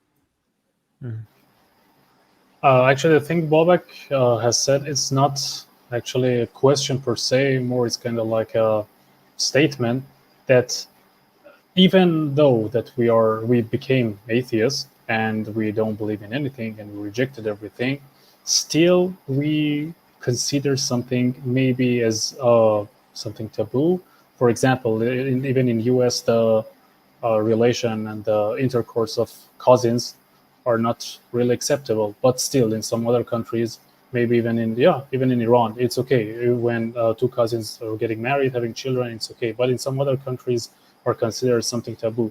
So basically whatever we have, even though that we reject everything, are coming from the culture and the educations we got from the childhood, and that was the thing that Bobek believed in.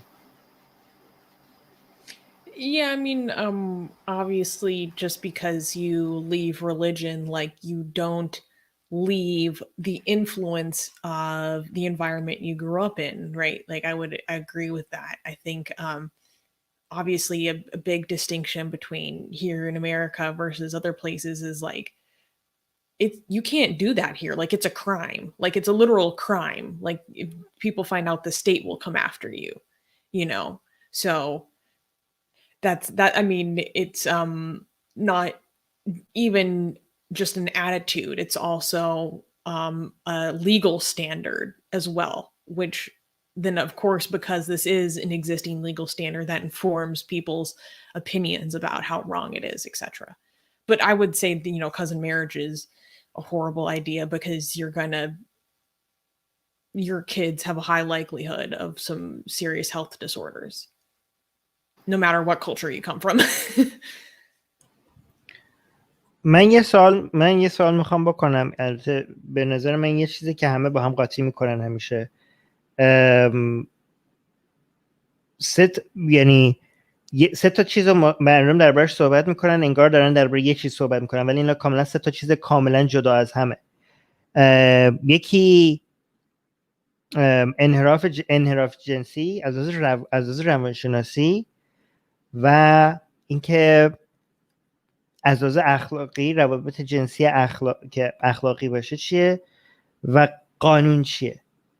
این سه تا چیز سه تا بحث کاملا مختلفه و همه دربارش چیزی صحبت میکنن انگار که مثلا دارن درباره یه چیزی صحبت میکنن. خب من میخوام اینا از سوزانا بپرسم که بگم قبول داره یا نداره. سوزانا, what I was telling everybody is like I think there's 3 separate things that people talk about as if they're the same thing, but they are separate from each other, right? And those are, when it comes to like sexual relationship, when we talk about mental disorders, that's completely separate from talking about sexual morality, right? And it's completely separate from when we're talking about what's lawful and what's illegal, you know, what's wrong or not wrong according to the law, right? And I just think like people just think something, when we say something is a sexual disorder, we're like making a moral judgment, but we're not making moral judgment. We're talking about like a psychological thing. And when we're saying something is, you know, morally wrong, we're not saying that it should be legal. And there are times that something is illegal and it shouldn't be illegal because it's not even immoral. Like these are separate topics and people mix them together, and they shouldn't. Do you agree with that? Yeah, I think there is some overlap between disorders and what is immoral. For example, the disorders that involve unwilling subjects. That's an example. So there is overlap and intersections, but it is important to look at these things distinctly. یک سری همپوشانی‌هایی در بعضی مقاطع این سه تا قسمت رو هم دارن ولی در کل هر کدومشون بحث جدایی هستن. چه ترجمه خوبی پوری عالی. من سوال آخر رو از سوزانا میکنم برای اینکه ما به سوزانا گفتیم 2 ساعته ولی الان داریم بیشتر میمونیم. من فکر کنم دیگه باید بره یواش یواش.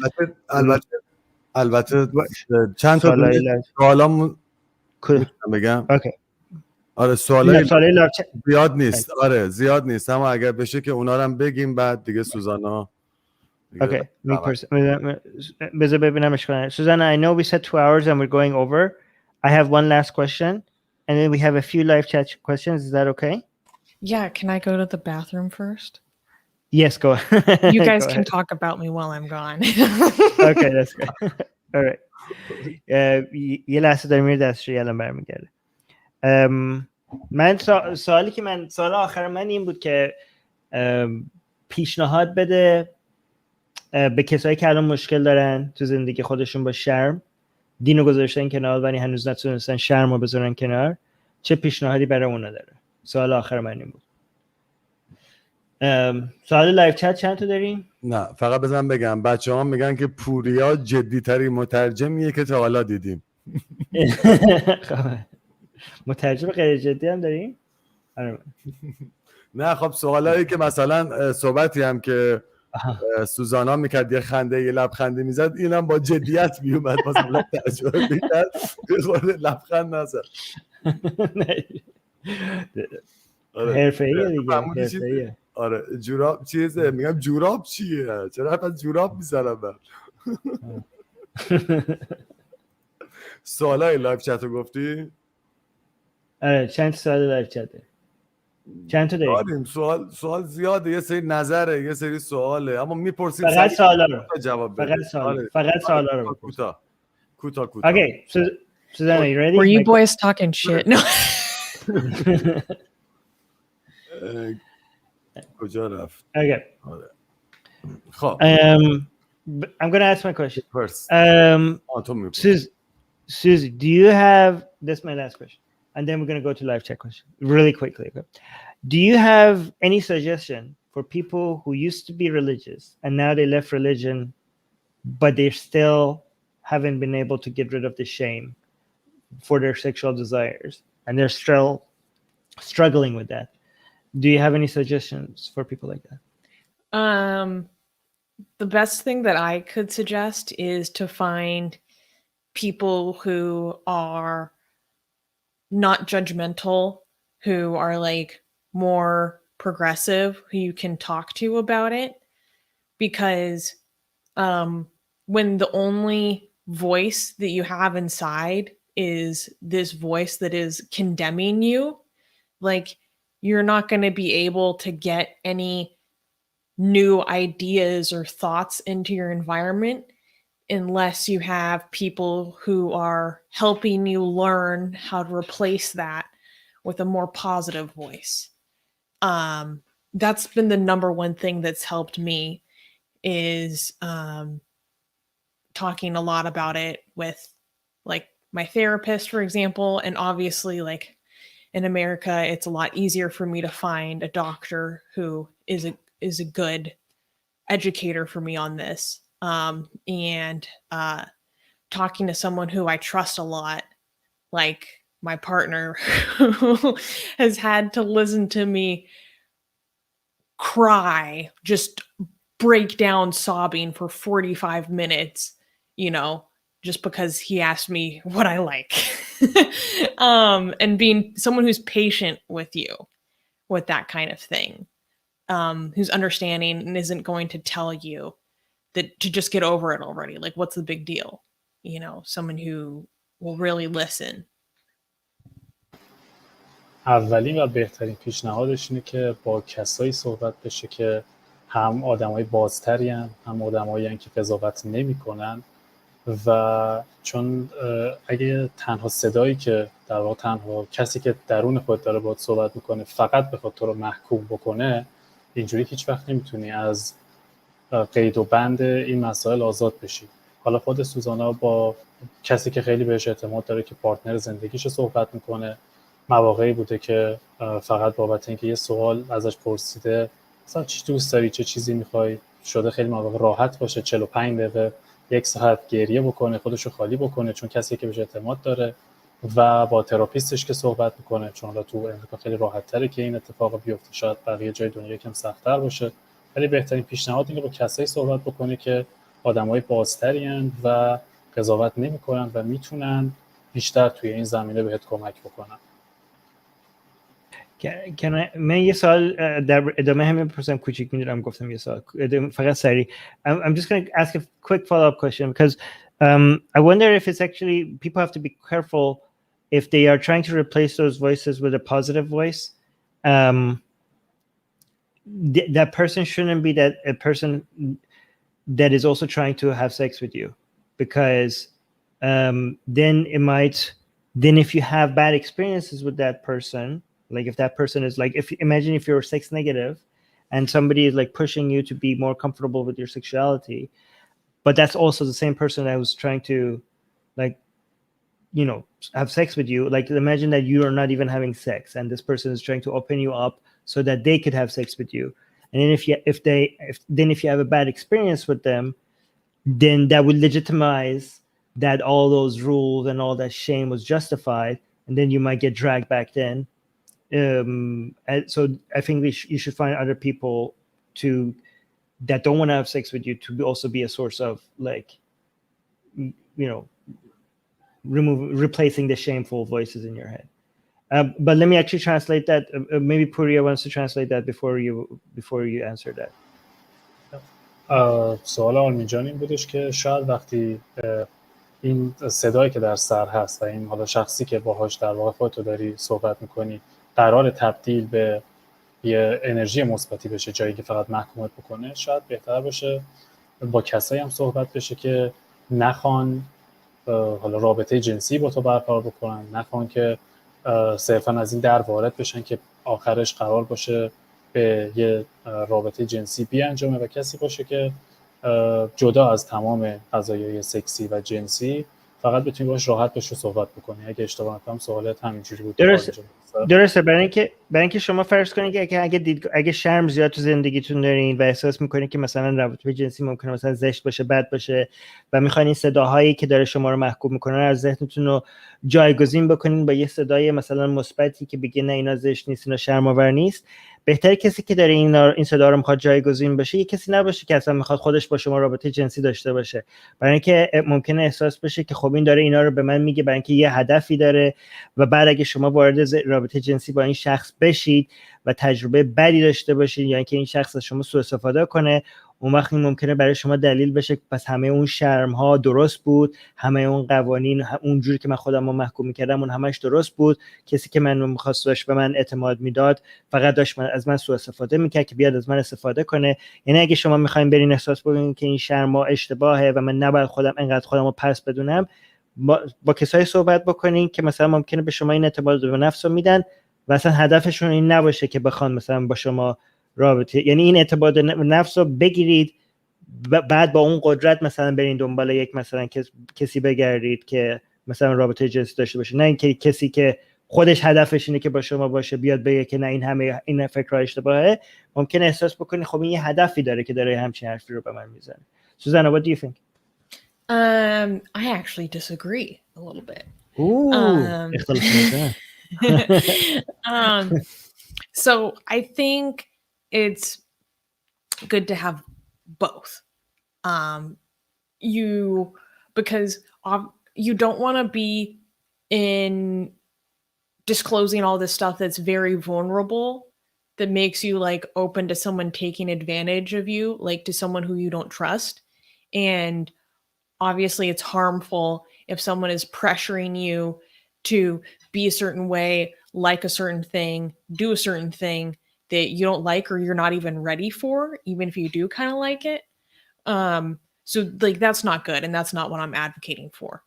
But for myself personally, like I have to talk about this with the people who I'm with, because that's who I'm most afraid of being rejected by, right? Like I'm not my therapist literally mandated that I go out on dates. She's like, because I was so shut down.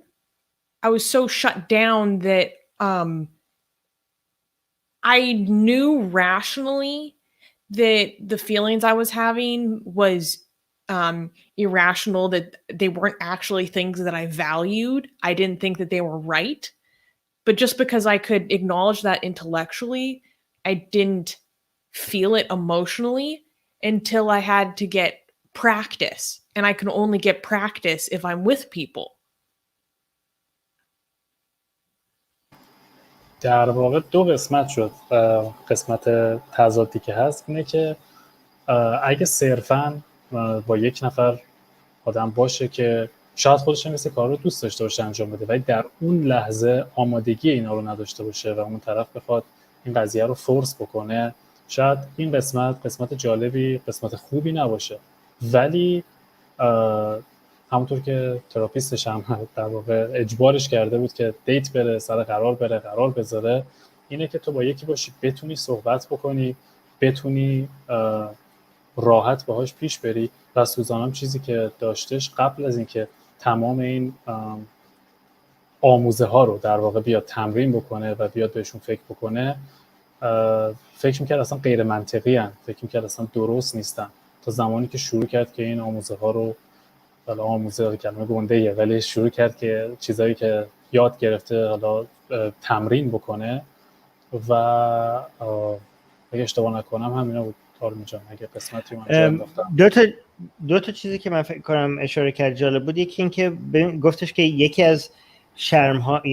از منابع شرمش اینه که کسی که باهاش هستم، یعنی من مثلا فرض کنین که شرم ممکنه از جامعه بیاد، ولی مثلا یک شرمی که مثلا سوزانا خیلی ازش میترسید، از کسی که باهاش هستی مثلا چیزایی که دوست داری رو مثلا زشت و بدونه. خب برای همین اگه ترست این هست، برای همین تو باید بتونی با کسی که باهاش هستی باید درباره این موضوع صحبت بکنی. یعنی تو باید بتونی با اون اینا رو ارتباط یعنی اون به تو بیاد بگه که اینا مشکلی نیست، به خاطر اینکه ترس از اینه که اون فکر کنه اینا چه چیز زشته که مثلا تو میخوای. خب و یکی دیگه هم این که خودت هم گفت یه جوری گفتی پوریا، اینه که بالاخره نمیتونی فقط مثلا بشینی با خودت بگی اینا شرم نداره و بقیه بگن شرم نداره، باید بری وارد میدون شی.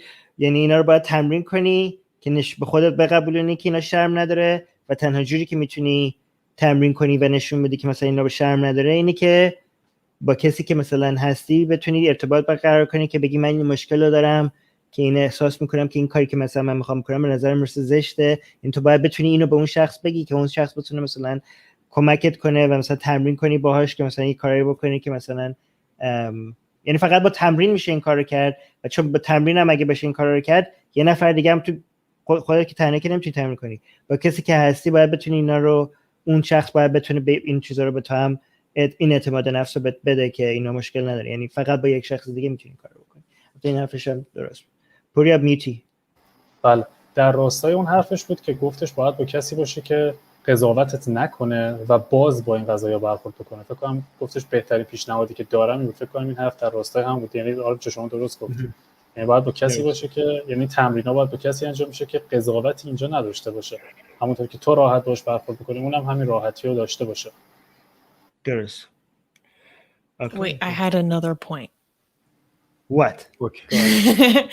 So, like, you were saying, well, you maybe shouldn't be talking about all this with the person you're having sex with. And, like, kind of what I said earlier is I disagree, because it's not only the things I mentioned before, but also you need to learn to have better communication in a relationship in general. And it's also how you have to practice your own responsibility of communicating what your boundaries are. And this is a skill that goes beyond just sex, like, because this part of my life doesn't just inform sex, right? It's also a large part of what informs who I am, how I feel about myself, my struggles, my burden, you know, in so many different ways. So I think if you're having like, it's not just sex, if you're having an intimate relationship with someone, I think it is really important to communicate these things. Yeah. نظر سوزانه که شما باید بتونین تمام راحتی رو با پارتنرتون داشته باشین که فقط محدود به روابط جنسی نمیشه، و اینکه مرزهاتون رو مشخص بکنین. چه مرزهایی دارین، حالا مرزهای اخلاقی یا هر مرزی هستش که مشخص بکنین و بتونین با پارتنرتون انقدر راحت باشین که راجع به همه مسائل صحبت بکنین و همونطور که گفتم فقط به قضایای جنسی ختم نمیشه، چون مسائل دیگه‌ای هم هستش در رابطه و باید رابطه بسیار نزدیک و صمیمانه‌ای تو همه زمینه‌ها بتونین با پارتنرتون داشته باشین. I just want to highlight this because I know Susanna would like it. Yeah. من اینو سریع بگم برای که سوزانا میدونم. Susanna Afshin is saying it seems like you're understanding some of our Persian. This just confirms that you're a spy for the Islamic Republic. All right. Okay. Bye, no, go first. I have a tendency just to nod when someone's talking, and I'm like, I'm nodding as if I understand anything you say. I don't. I mean, there's like a few words, but most of them like, So if people are like, she's nodding like she knows Farsi, I don't. سوزانا میگه فقط عادت داره که اینجوری سرش تکون بده وقتی بقیه دارن حرف میزنن، این معنیش این نیست که داره میفهمه. ولی خب جاسوس جمهوری اسلامی هم خب همینو میگه حتما دیگه. خیلی خب. But I am a spy. What? No, but I am a spy. گفت جاسوس ولی هست، آره خودش هم میگفت. خب بگو بابک سر. خب بریم سوالا رو، یه چند تا از سوالا رو بخونیم بچه‌ها. قاسم پرسیده که به نظرت سختگیرترین دین یا مذهب در مورد محدود کردن میل جنسی چیه؟ کدوم مذهبه؟ The question is which religion you think is the harshest one regarding limiting and putting limitations on sex? To my knowledge, in the contemporary age, Islam, on a more generalizable level. There are definitely fundamentalist sects of other religions that are just as extreme, if not more extreme. But if I was generalizing the average believer of that religion's experience, I would probably say Islam based on my current knowledge and understanding. طبق اطلاعات و حالا مفاهیمی که سوزانا میدونه اسلام و در عصر مدرن حداقل، چون شاید در مسائل کلی خیلی از دین‌ها تو این قسمت مشترک باشن، ولی در حال حاضر اسلام بیشترین سختگیری رو داره. من برداشتم این بود که گفتش که مثلا میشه یه سری فرقه هایی ممکنه مثلا تو دینه دیگه باشه که از اسلام بدتر باشه، یعنی ولی به طور کلی اسلام به طور میانگین اسلام از همه دینه دیگه بدتره. ولی خب مثلا ممکنه برید تو مسیحیت یه فرقه خاصی رو پیدا بکنین که بگین که خب اینها به طور اینها مثلا از میانگین مسلمان‌ها بدترن، ولی اگه میانگینی حساب بکنیم اسلام از همه بدتره. فکر کنم بله دقیقاً در حالت کلی چیزی که حالا کلی معلومه در عصر مدرن چیزی که گفت، بله اسلام از همشون اصلی، حرف شما کاملا درسته. قطعا فرقه‌های دیگه ممکنه باشن که حالا خیلی عیان نیستن، خیلی آشکار نیستن که متوجهش بشیم. البته خب سوال واضح بود، سوال در مورد مذهب بود، در مورد حالا فرقه هایی که وجود دارن نگفتیم، بس این مذاهب بود. باشه ممنون. خیلی بابک بذار من بگم تو لایو چت هم خیلی میگن پس یهودیت چی؟ یهودیت هم خیلی بدتر. خب ببین شما متوجه نیستین. شما تو یهودیت اگه بخواید بریم بعد مثلا بدترین مثلا رو انتخاب کنین، باید برین یه سری گروه‌های خاصی رو پیدا کنین که نشون بدین که اینها مثلا از میانگین اسلام بدتره. خب ولی یهودیان به طور میانگین تو شرایط امروز اصلا سختگیرتر از اسلام نیستن. اسلام واقعا الان از همه بدتره. ولی شما میتونین برید مثالای خاصی پیدا بکنین که مثلا من خودم تو تل آویو بودم، رفتم یه سری محله هاشون دیدم که به شدت وضعیت زنا تو اون محله های تل آویو از مثلا زنان تو ایران بدتره. خب ولی وضعیت زنان به طور کل تو اسرائیل از زنان ایران بدتر نیست. خب اتفاقا وضعیت زنان تو اسرائیل خیلی بهتر از زنان تو ایرانه، ولی توی اون محله خاص تل آویو انقدر وحشتناک است، انقدر یهودیت خیلی افراطی هست که تو اون محله خاص زنان وضعیتشون از میانگین ایران بدتره. یعنی باید بریم این مثالای خیلی خاصی رو پیدا بکنیم که بگیم که این از اسلام بدتره. به طور میانگین اسلام الان از همه بدتره. I know Armin so well that I know what point he's making. دقیقا میخواستم بگم که پوریام دیگه ترجمه نکنه چون همه رو فهمید سوزانا، چون اینقدر سرش خونداد من متوجه شدم فهمید. نه سوزانا میگه انقدر منو میشناسه که دقیقا میدونه الان من چی گفتم. نه اونو میدونم، من در مورد سرتکوندنش گفتم. خب اوکی. محسن پرسیده که آیا مادر بزرگ پدری و یا مادری سوزانا اعتقاداتی خلاف مسیحیت داشتن؟ The question is, are your grandparents, either paternal or maternal side, against the religion or against any sort of beliefs? Well, my grandparents on both sides of my family are religious. They're very religious. They're not fundamentalists, but they believe very strongly. They all know that I am an atheist, and they all know that I'm bisexual even, and they all accept me, like, which is very nice. I think they have their own personal feelings about my rejection of God. Like, I think they're sad for me. You know, I think this is something they wish was part of my life, but they still love me and we don't have fights or anything. Like, I still see them when I visit. So هر دو طرف چه از نظر پدری چه مادری مذهبی هستن، ولی میدونن که سوزانا بی خدا هستش و میدونن که بایسکشوال هستش و گفت شاید یه سری اعتقادات شخصی دارن که شاید بهتر بوده این قسمت زندگی من نباشه یا اینجوری نباشم، ولی گفتش همونجور که هستم قبولم کردن و دوستم دارن. ممنون. خب عرض کنم که آرمین اینو از تو پرسیدن که میپرسن که شرم ذاتی هست یا اکتسابی؟ جفتش نه. چه سوال جالبیه. قابلیت شرم ذاتیه، ولی اینکه ما شرم به چی داشته باشیم اکتسابیه. یعنی ما به عنوان یک حیوان جامعه گرا برای اینکه جامعه رو دنبال بکنیم با قابلیت شرم به دنیا آمدیم. خب برای اینکه دنبال روی جامعه باشیم و این برای ما یک هزینه باشه که جامعه رو دنبال نکنیم. یعنی این شرم مثل یک مجازاتیه برای ما که جامعه داره یه طرف میره ما دنبالش نریم، از لحاظ روانی مجازات بشیم که چرا دنبال جامعه نمیریم.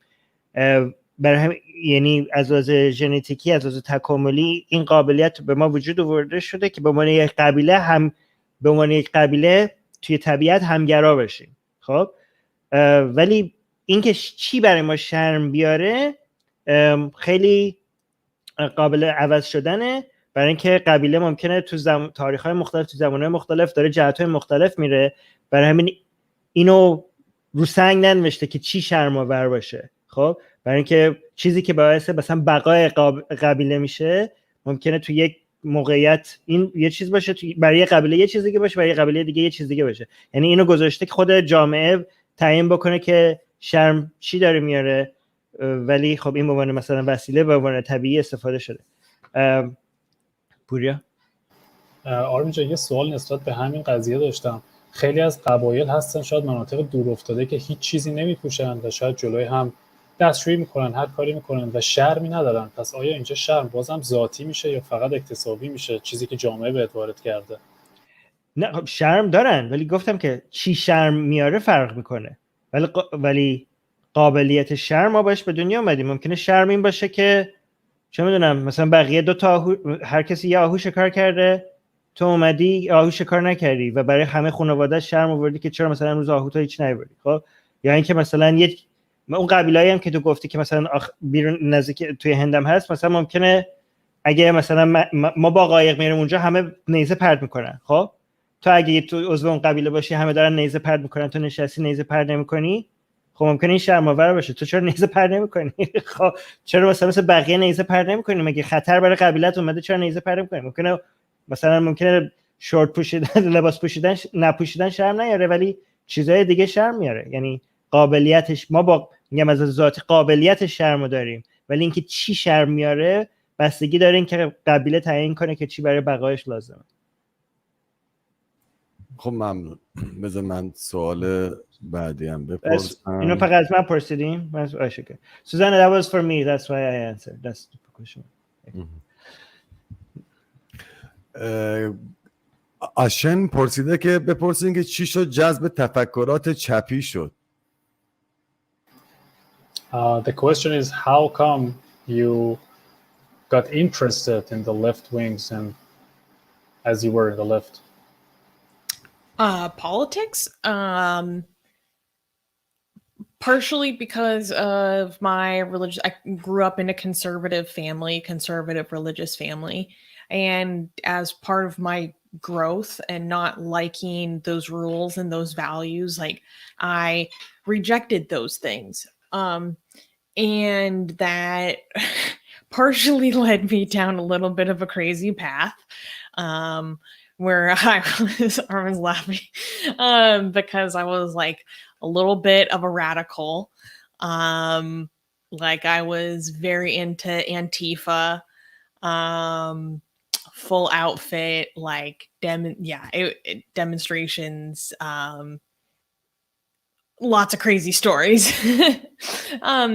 But basically, more broadly, the left has more of my values, fighting more for equality, fighting for acceptance, or simply fighting against religious dogma,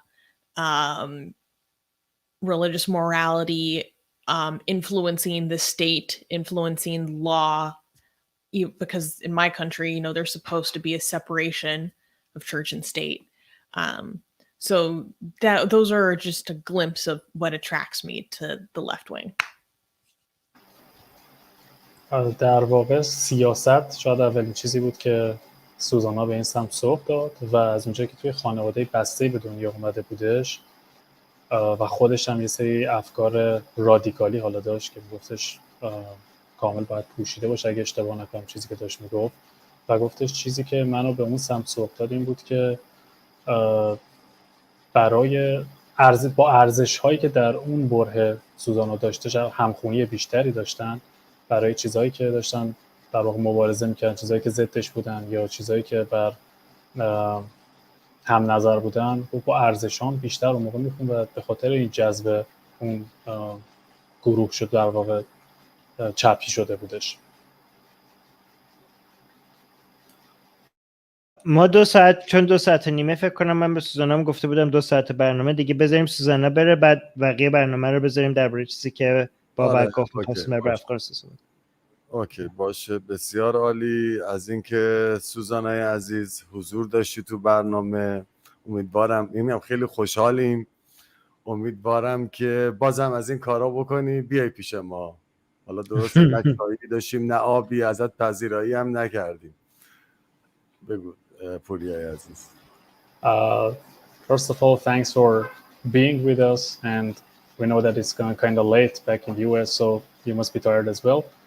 And thanks for being with us, and hopefully there's going to be the next time that we can have this conversation, the continuation of that. And as the program was supposed to be 2 hours and a half, so maybe it's just the whole report. Yeah. Thank you. Also said, anything for my boys. He also said, sorry that we didn't have anything to offer, like sweets or drinks or anything. البته یه چیز دیگه هم هست، من میخواستم الان اینجا استفاده کنم چون یکی از دوستان لطف کرده بود و سوزانا هم خیلی دوست داشت، میخوام استفاده اونم نشون بدم اگه بتونم اینجا شیر کنم اسکرینو. نمیدونم امکان پذیر هست یا نه. آره اینه.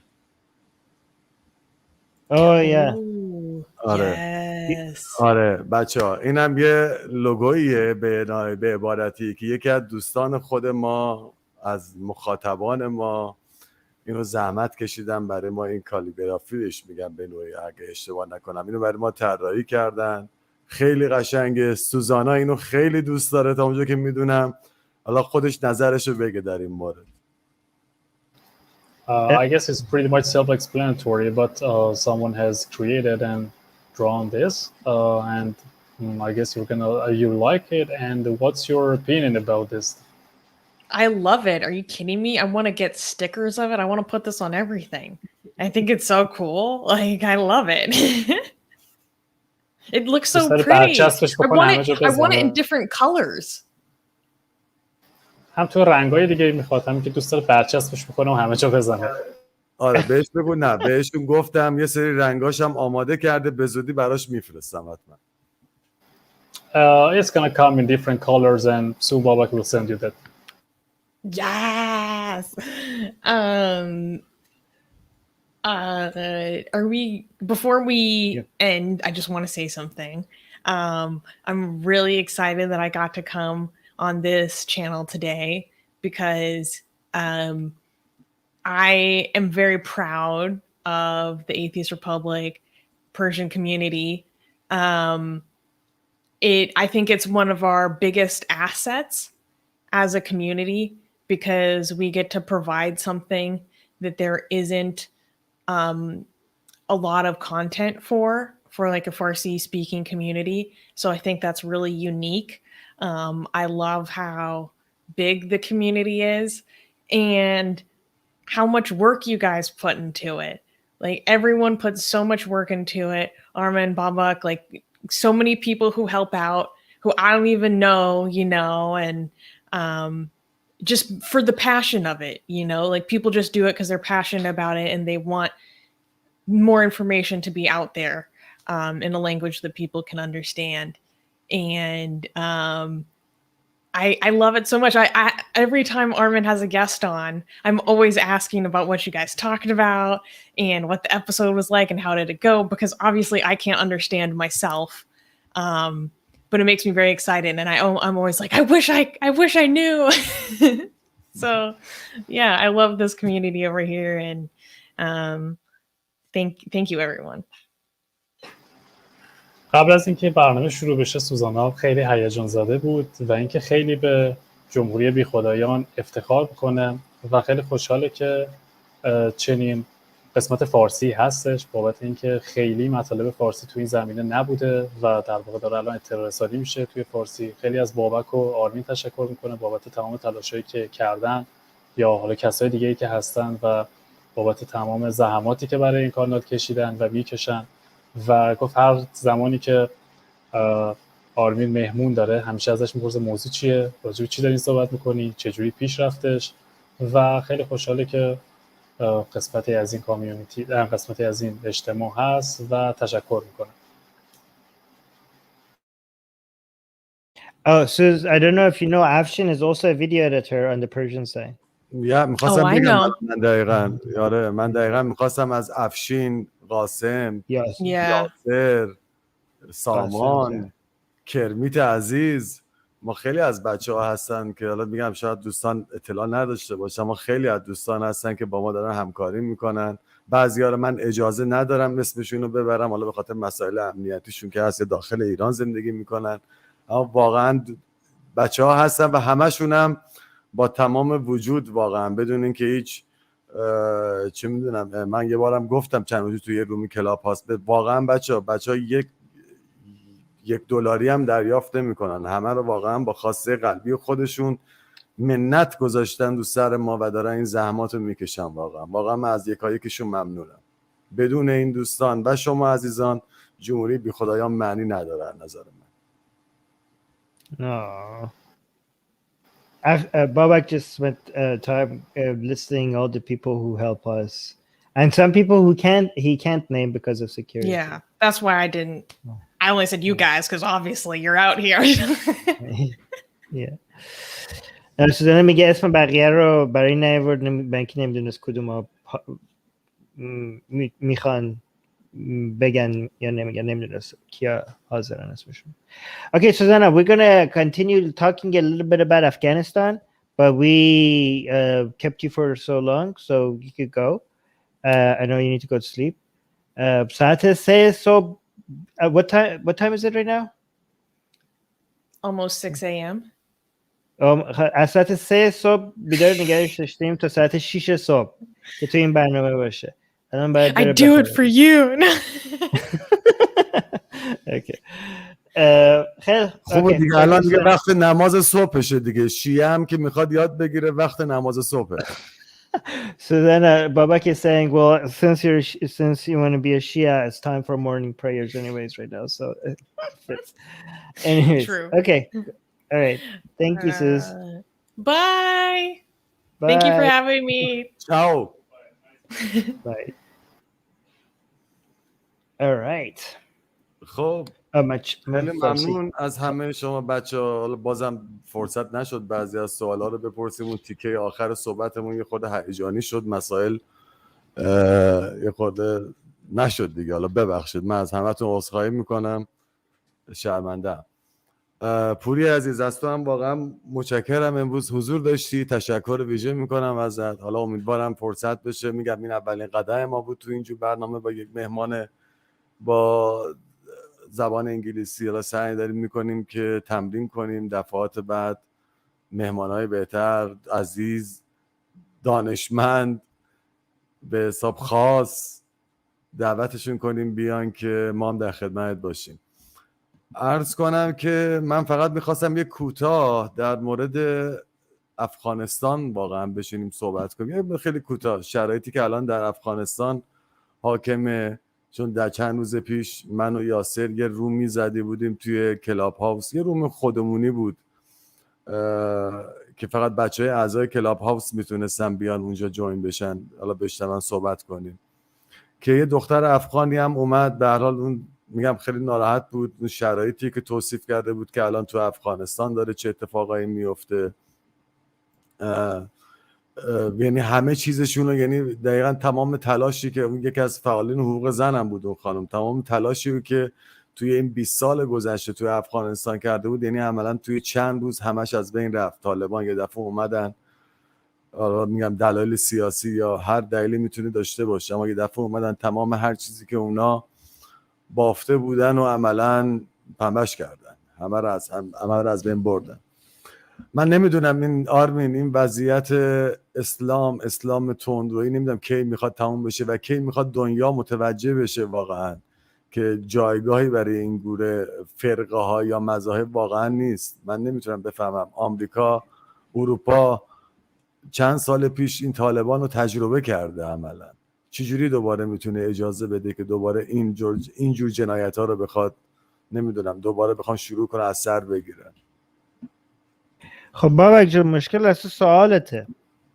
برای اینکه این به من نشون میده که اینکه مثلا کسی بدونه که جایگاهی برای اینا وجود داره یا نداره کافی نیست.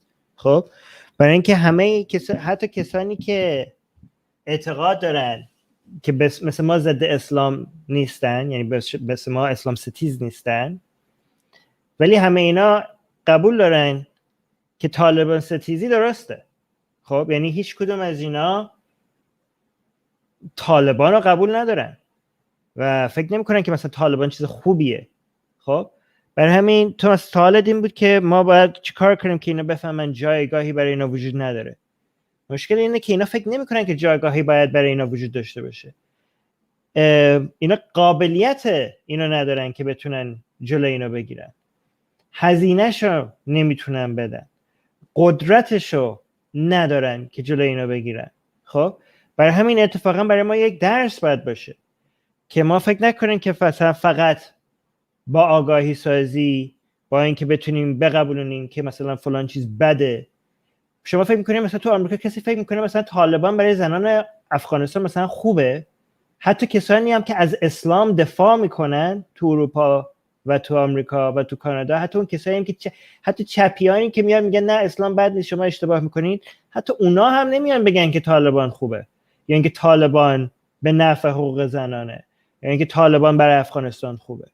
اینا میان میگن نمیتونه، هزینه‌شو نداریم بدیم، نمیتونیم این کارو بکنیم. خب برای همین ما باید بدونیم که بعضی از موقع‌ها این که مثلا شما این اشتباه نکنین که مثلا فکر کنین که مثلا اگه آمریکا میگه ما نمیتونیم جلوی طالبان رو بگیریم، معنیش اینه که اینا طالبان رو مثلا اینکه آمریکا یا اروپا یا هر کشور دیگه اینا معنیش اینه که اومدن طالبان رو قبول کردن.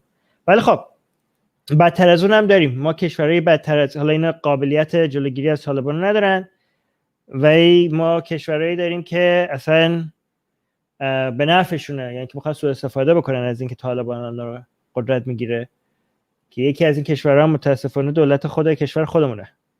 ولی خب کشورهای دیگه مثل پاکستان، مثل چین، مثل روسیه، اونا اصلا این از خب مشکل الان آرمین مشکل اینه که خیلی از این کشورها اصلا دارن به طور ضمنی دارن میگن که ما اینا رو به رسمیت داریم میشماریم. چین بله یکیش خود دولت ایران خودش بله. جمهوری اسلامی. خب مشکل اینه یعنی تو اگر نمیتونی قدرتی عملا نداری که جلوی اینا رو بگیری، حداقل با انجام اینجور کارا تو باعث بالو پر گرفتنش نشو. درسته. یعنی ما یه دولتایی داریم که میگن طالبان بده ولی ما قدرت جلوگیریشون رو نداریم. خب یه کشورهای دیگه داریم که دولتشون اصلا دیگه بدتر از اونم هست، مثلا میگن که نه اصلا طالبانم اونقدرم که بدم نیست، یا اینکه میگن که حالا بد بوده دیگه بد نیست، که متاسفانه یکی از این حرف یکی از اصلا بیشتر از هر کسی دولت ایرانه که داره این حرف میزنه. حالا مثلا دولت چین میگه ما میایم به رسمیت میشناسیم طالبانو. خب ولی دولت ایران میاد میگه که اصلا نه، میاد تو رسانه‌اش میاد میگه که طالبان کی گفته اصلا بده. یعنی از همه بدتر فکر کنم همین جمهوری اسلامیه در واکنشش. ولی خب فکر کنم بدتر، یعنی یکی از کشورهای دیگه هم که خیلی بد، البته دوگانه هستیم، توی پاکستان هم خیلی بده. پاکستان برای اینکه هم قسمت‌های دولتی داریم که میگن طالبان کیه، ما اصلا با طالبان رابطه‌ای نداریم. یه قسمت‌هایی که دروغ هم هستین، یه قسمت‌های دیگه پاکستان هم هستین که اصلا به طور خیلی مستقیمی دارن حمایت میکنن از طالبان و این خودش هم هزینه خواهد داشت احتمال زیاد برای آینده خود پاکستان. برای اینکه طالبانی که تو افغانستان داره رشد میکنه طالبانی هست که اون باعث میشه که طالبان توی پاکستان هم ممکنه قوی تر شه و این خیلی خطرناک خواهد بود برای آینده پاکستان اگه این اتفاق بیفته. اینم هست. ولی وضعیت خیلی بدیه، وضعیت همه جا بده. بگو. آره برام میگم شرایط خیلی بدی هست تو افغانستان. حالا من میگم بعد دوستان از ما که میگم خودمون خیلی کارا رو نمیتونیم انجام بدیم، هر کدوممون در حد توانمون حداقل در مورد افغانستان صحبت کنیم با هر اروپایی، با هر امریکایی، هر جا که هستیم شرایط رو برای خیلی هاشون توجیه کنیم. چون آره رادیو تلویزیونای چپ، من واقعا میگم چپ، خیلی این مسائل رو سانسور میکنن، واقعا خیلی از چیزها رو بیان نمیکنن. این مسئله تو افغانستان هست، هنوز تو اروپا دنبال این هستن که دارن که افغانیایی که پناهنده شدن اینجا رو بخوام برشون گردونن افغانستان، با تمام این مسائلی که خودشون میدونن اتفاق افتاده. یعنی این اخبار رو بولد نمیکنن که بخوان یه خورده از مهاجرینشون کم کنن. خب حالا میگم دلایل هزار یک جور دلایل داره، فقط من منظور هدف من این بود از این کار که به هر حال اونا هم زبان ما هم هستند، حالا به غیر از این که انسانن، مسئله رو بذاریم کنار، هم زبان ما هستند. هر کدوم ما تو توییتر، این اینستاگرام، هر جا که هستیم حداقل کاری که میتونیم بکنیم اینه که در حمایت از اینا توییت بزنیم، هشتگی اگر دارن اینا استفاده میکنن هشتگشون رو ما ترند کنیم، عملا یه همکاری، همدردی با مردم افغانستان داشته باشیم. آره یه مشکل، یه چیزی هم که هست اینه که خیلی این تأثیر منفی هم خواهد داشت برای کشورهای دیگه. شما فرض کنین که طالبان مگه چقدر قدرت داره و دولت آمریکا نتونست جلوی طالبان رو بگیره. خب یعنی مثلا کسانی که انتظار دارن که مثلا آمریکا یه روزی بیاد جمهوری اسلامی رو برداره، دولت آمریکا زورش به هم طالبان هم نرسید. خب و یعنی همچین امیدی خیلی امید به اشتباهیه. و خیلی هم مثلا میگن که ببینید کشوری که مردمش راضی نباشن از حکومتش، کشوریه که حتما حکومتش سقوط میکنه. خب چی شد تو افغانستان؟ مگه مردم الان شما برین آخرین آمارا رو نگاه کنید ببینید که چقدر حمایت از طالبان چقدر کمه، ولی این جلوی طالبان رو نگرفته. یعنی طالبان هم زورش از جمهوری اسلامی کمتره، هم مردم نمیخوانش، هم آمریکا اصلا باش جنگید و این برگشت. خب یعنی ما نمیتونیم دلمون رو به این چیزا خوش بکنیم که اگه مردم جمهوری اسلامی رو نمیخوان، اگه دنیا علیه جمهوری اسلامی باشه این براندازی میشه. یعنی اصلا نباید دلتون رو به این چیزا خوش بکنین. اصلا اگه طالبان تونست برگرده به قدرت تو افغانستان، ما باید روش‌های دیگه باید حرفای دیگه بزنیم درباره که مثلا چجوری میتونیم جلوی همچین نیرویی رو بگیریم. خب یعنی اگه امید برای افغانستان نباشه، امید برای ایران هم نخواهد بود. ما باید به فکر افغانستان باشیم. یعنی شما اگه یک گروه مردمی که ضد یک همچین اسلامی های مثل طالبان نتونن جلوش رو بگیرن، چه امیدی برای ما خواهد بود؟ یعنی اگه حمایت هم می‌خوایم بکنیم برای دوستان افغان ما، باید هم حداقل به اینم فکر بکنیم. یعنی امید پیروزی اونا رو علیه طالبان داشته باشیم، برای اینکه حداقل یه امیدی هم برای ما باشه. نظر چیه بابک؟